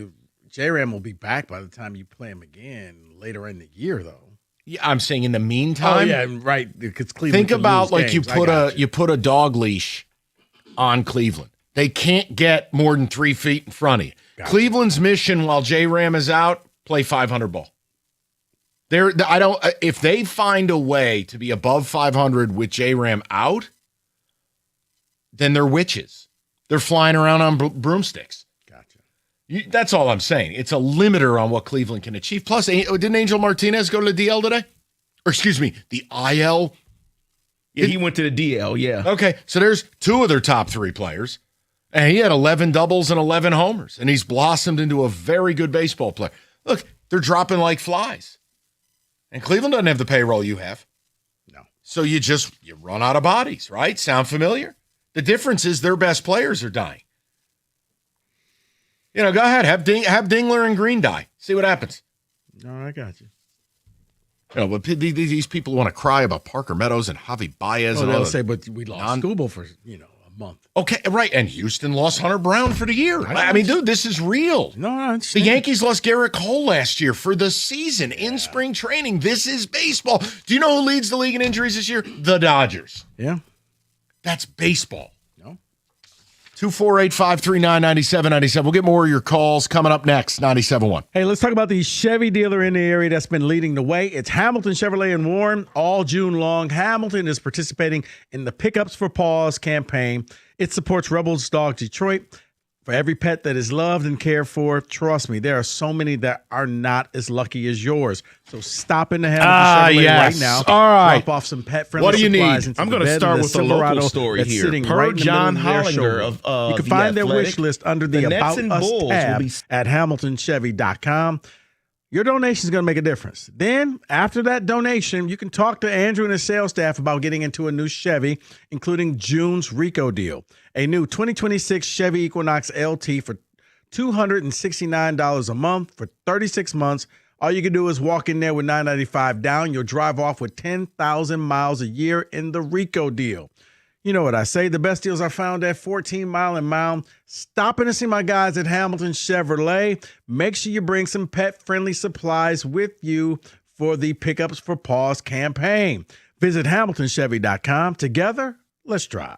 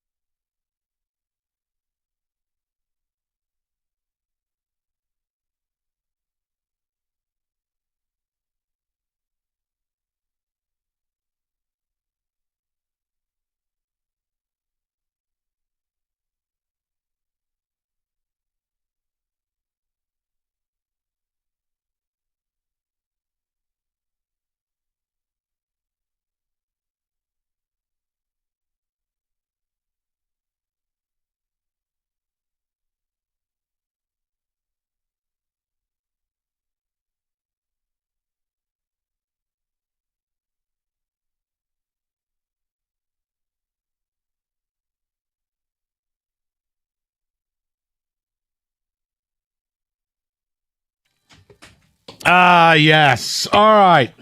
What do you need? I'm going to start with a local story here. Per John Hollinger of The Athletic, the Nets and Bulls will be circling with offer sheets for Jalen Duren if the Pistons get cold feet. However, Detroit is expected to match any offer given to Duren. It doesn't surprise me either way. None of it is surprising. The max that I believe they could offer is what, 177 on the offer sheet? Yes. 5 years, 177 is damn near 40 a year. I would encourage Duren, go ahead, go find that offer, because the Bulls and Nets are brain dead. And would I match him at 40 a year? No, but they will. I would not. I honestly, I would take a look at what your recent NBA champions have done, and they didn't fall in love with their own players, and they moved some of their stars, some of their the fan favorites, and they got better. And if you're going to, because once again, when I look at him out there, he showed me in the playoffs, he's not a $40 million a year type of player. And he hasn't made that yet. Can you imagine the anger and the angst that Detroit fans will have if he pulls this off again? Spare me the whole, well, he's just 22. Okay, he's not showing me anything of where he's going to get better. So I'm sorry, David, he can go. He's not going. I know, but if they offered him the money, like, wow, that's, Chicago, hey, get one of those hot dogs with a salad on top. If they give him that money, though, Rico, they're basically giving him that money for the player they hope he is by the time the contract's up. There you go. And you've paid him all this money to get to that point when he's not there yet. That's right. And Paul, that's the problem I have with the NBA. I mean, we're paying guys an amount of money that isn't commensurate with their abilities. I mean, I don't want to hear about this ridiculous all NBA stuff. There's no world he's one of the top 5, 6, 7, 10 big men in the league. But go ahead. You want a guy who can't shoot outside of 6 feet? You want a guy you can't run a play for? And you want a guy who basically got body bagged and thrown into a coffin by Wendell Carter? Go ahead, pay him $40 a year. I don't care. The idea you're going to give a guy $40 million a year whose entire offensive game revolves around everyone else's ability to get him the ball into space or so he to can miss. Score. It's putbacks. Paul, you're not wrong. In the same breath, we have to come to grips with the average NBA starter, AAV. Average starter is making about 23 a year. I would look, if they did 5 at 150, that deal has a chance to look like somewhat of a value. But the further you go from 30 a year, the less I just don't want to do it. And if they end up going 5 at 200, I'm sorry, I just don't agree with it. Go ahead, David. Next on the list here will be the third team that is going to be involved in the Celtics and Bucks deal. Jaylen Brown will possibly, according to a report, be sent to the LA Clippers. Oh. And the Clippers will then send the number 5 overall selection to the Bucks. Oh. So is that a better return for the Bucks than actually taking on the contract of Jaylen Brown? So three-way deal. Three-way deal. The number 5 pick will go to the Bucks. Jaylen Brown will go to the Clippers, and the Celtics will get Giannis. Other pieces will be involved. Yeah, I was going to say that's a ripoff. No, that's just the big pieces. Plus other players. Yes. So here's what I could tell you as far as the Bucks go is they don't have their own first-round picks. So draft capital, recoupment is going to be a big thing. I still believe any deal they get done with Giannis, whether it's a 2-team, 3-team, a 5-teamer, they're going to get a young, team-controlled, high-end player. Yeah. They're going to get multiple first-round picks. They have to show something here that's comprehensive for them to be able to trade the best player they've had since Lou Alcindor. Yeah. So that's one. Does Boston have a first-round pick as well? They got a bunch of picks. So it doesn't matter. I can see multiple first-rounders, but yeah, David, that's a good start if you're the Bucks, because in a draft this deep. And that's why I'm asking, with this draft, it makes sense to get the number 5 pick. It ain't like a few years ago where you got the 5 pick and yeah. The other one I've seen too, and I don't know the veracity of the reporting, was the Atlanta Hawks. Correct. A package around Kuminga, which would suck because the kid finally got his feet underneath him and looked good. Mm-hmm. Zachary Richeray, or whatever the hell his name is, the French kid they drafted who stinks. But basically it'd be those two. The Celtics kick in a couple of picks. JB goes over here, Giannis goes over here, and the Bucks get everything else. Yeah. I mean, That's how it's going to work. So the next one here, and I'm so glad, very glad that Paul is with us because this involves his team, the Miami Heat. Oh boy, The Miami Heat. The Tyler Hero We're sweepstakes. trying to get in on the Giannis front. Here's a report, though. They move on to their next selection, possibly Trae Young to Miami. Your thoughts, excuse Paul? me. My thoughts on that are that the NBA really doesn't want Miami to get Giannis. Because the Bucks like the Heat's deal for Giannis, but they're refusing to make the deal because they're begging anyone else in the NBA to make sure they don't trade him to Miami. Is it the hairline? Annoying. Do you know how much sunscreen he'd have to put on his scalp to live in Miami? He could just go bald. You do not. I don't wish Trae Young on my worst enemy. No. I know. No. For you, I don't want that. You deserve better. He could score. But he can't win. Dude, a backcourt of Trae Young and Tyler Hero? Are you kidding me? You may as well run a brothel. Everyone scores. Just put Trae Young and Tyler Hero in the little Amsterdam hooker boxes. That's your backcourt. Everyone scores. Bam's going to have to play the whole game with an IV. I mean, my God. He's going to be exhausted trying to cover everyone on the court. No. You just can't go from Giannis and your backup plan is Trae Young. That's wild. unbelievable. All right. I didn't know. I didn't realize Trae gets the Lamar treatment. Wow. You can't have ice cream, Rico, but you can have this nice rice cake. Okay. So let's get to maybe another rice cake. Trae Young. Oh my God. Somebody, you know what? Somebody tuck Pat Riley in bed. It's time for a nap. So another possible rice cake would be Walker Kessler. Plays for the Utah Jazz. Yeah. He averaged 14 points last year, but that was just 5 games. His career average is 11 points per game, and he's at odds with the front office for the lack of extension. Yeah. Last summer and currently, now is a restricted free agent. Now that's a rice cake. Yes, it is. That is a rice cake. How are you going to get upset? You got hurt last year and you only averaged 11 points a game. Right. And look, they've acquired an all-world big. You know, he's kind of blockaded. Does he have value? Sure he does. But this is the problem the NBA presents. These extensions, now all of a sudden I got to throw $100 million at a guy who played 5 games last year, who's not a starter? You're going to be at odds. All right, next up here are the Denver Nuggets. So Just blow it up. That's my question. Just because blow it the up. report says they want to keep Aaron Gordon. They want to trade Christian Braun because they want to keep Gordon and Jamal Murray together again with Jokic. Oh, okay. Should they just blow it up? That was my question. It's kind of what I feel like. Move on. I mean, look, it was a hell of a run. But are they championship good any longer? No. What about Lloyd Braun and the water pick?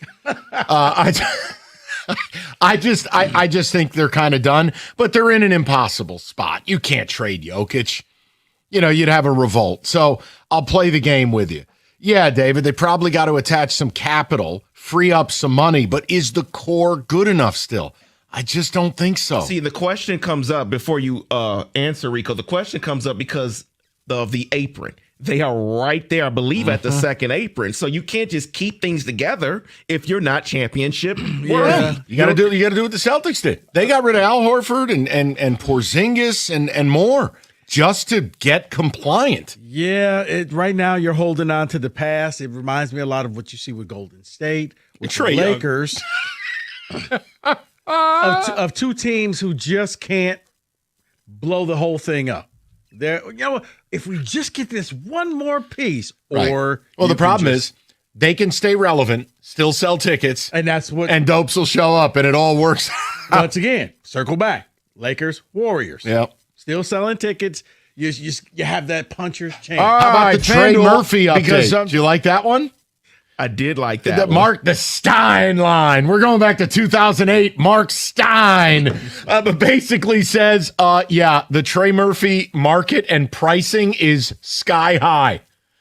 So any Piston fan thinking you were getting him for a Coney, a pair of Jordans, and the dead body of like Bobby Klimpman, I have bad news for you. The market is, as Marty Morningwig once said, high. Better hope you can get value from Rashid Steele and Chauncey. Can I get a side of Zeljko Rabracha, please? Could we throw in Iverson? Not the version we had. We won't get any value for that one there. Oh, you didn't like Casino, Bubba Chuck? And then finally, let's close it out here because questions were all out there regarding De'Aaron Fox's future. There is none. Brian Windhorst reports that it's expected the Spurs retain him. Go ahead. Next year, his extension kicks in. I wouldn't do it, and I'll tell you why. Dylan Harper, you got to let him spread his wings. Yeah. That he has superstar potential. He really came on. You can't have a $30 million vet blocking him. I would just move on. And the fans are never $51 million vet. A $51 million.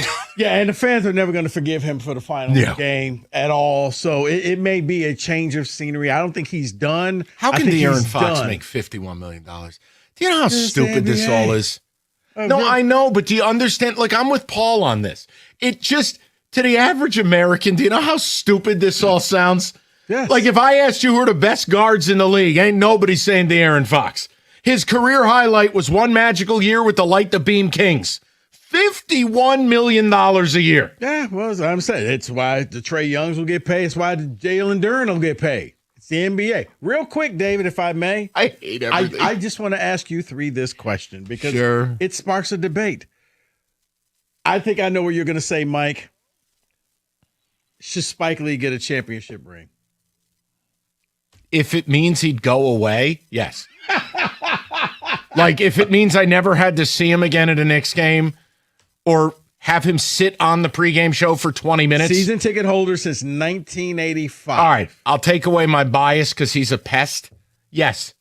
I think it'd be cool for a team to acknowledge a long-term fan. And it shouldn't just be a celeb. Any fan that's had tickets for 25 plus years and the team wins a championship, you know what?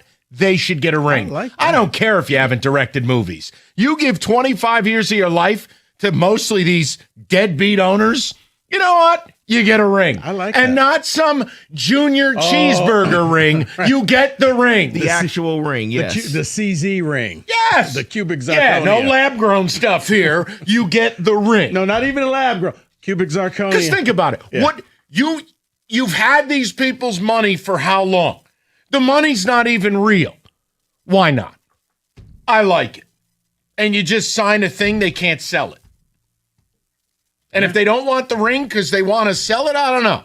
You know what? If they don't want the ring next year, it's on the house. Season tickets on the house. I like that. No, you don't get a ring. You know what? Unless you put on a jersey and played some minutes. Really? Hey, when did Jordan play for the Heat? Your dumbasses put a banner in the rafters. Gotcha. They also retired Dan Marino's number 13 for some reason. Thank you. Shout out Miami Heat legend and noted Greek DJ Ronnie Cycli. All right, we're out of here. Laces out, Dan. That is your NBA Fast Break 97.1.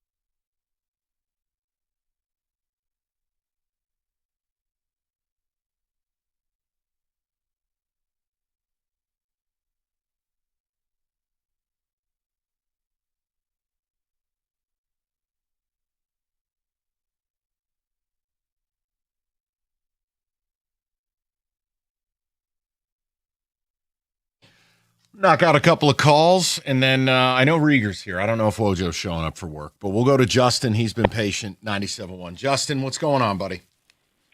Mike Valeni, pleasure to talk to you. What's Long going time, on? First time. Welcome. What can we do for you, bud? Thank you. Hey, I wanted to talk about the Larkin situation and present to you an interesting fact that I would say I would agree with you. Yes, we do need to rebuild. Can I give you an interesting fact? Yeah, sure. So go back all the way to 2009, starting with the Pittsburgh Penguins. You've had 18 Stanley Cup winners since then. There's one characteristic that almost all of those teams have in common. Can you guess what it is?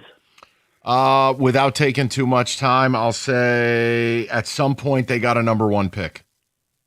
Exactly. Okay, I did okay.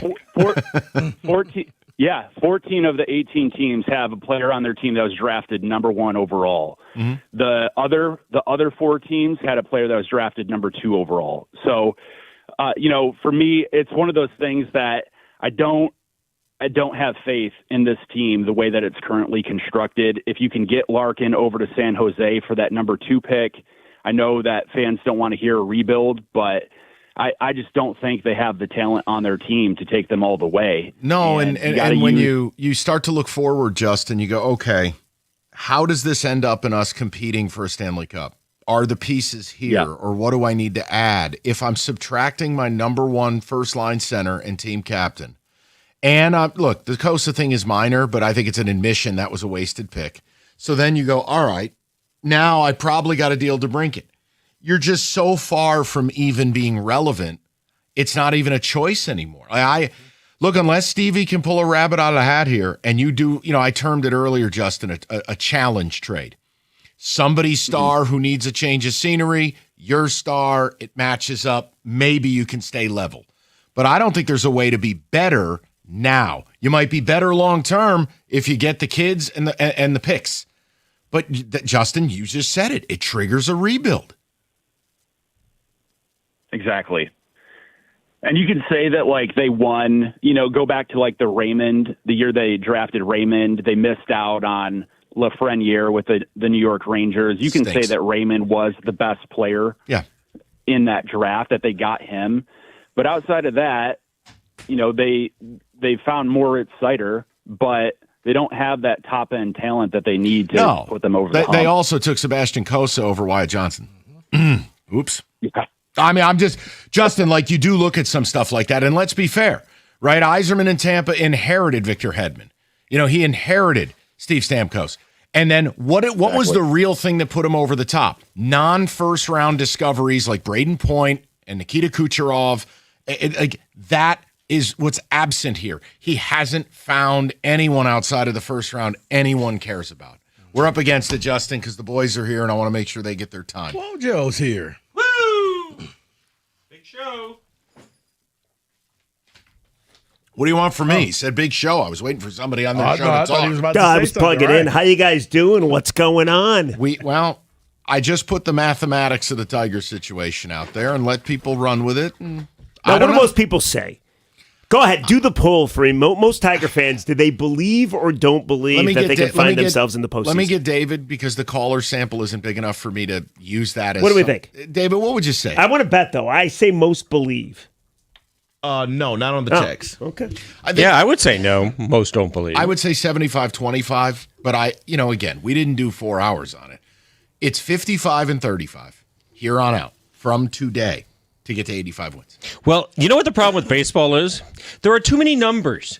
You can mix and fudge numbers anyway. The Tigers have the best record in the American League. Tigers win again in June. I mean, there's all sorts of lame. But because I feel like you're taking a shot here.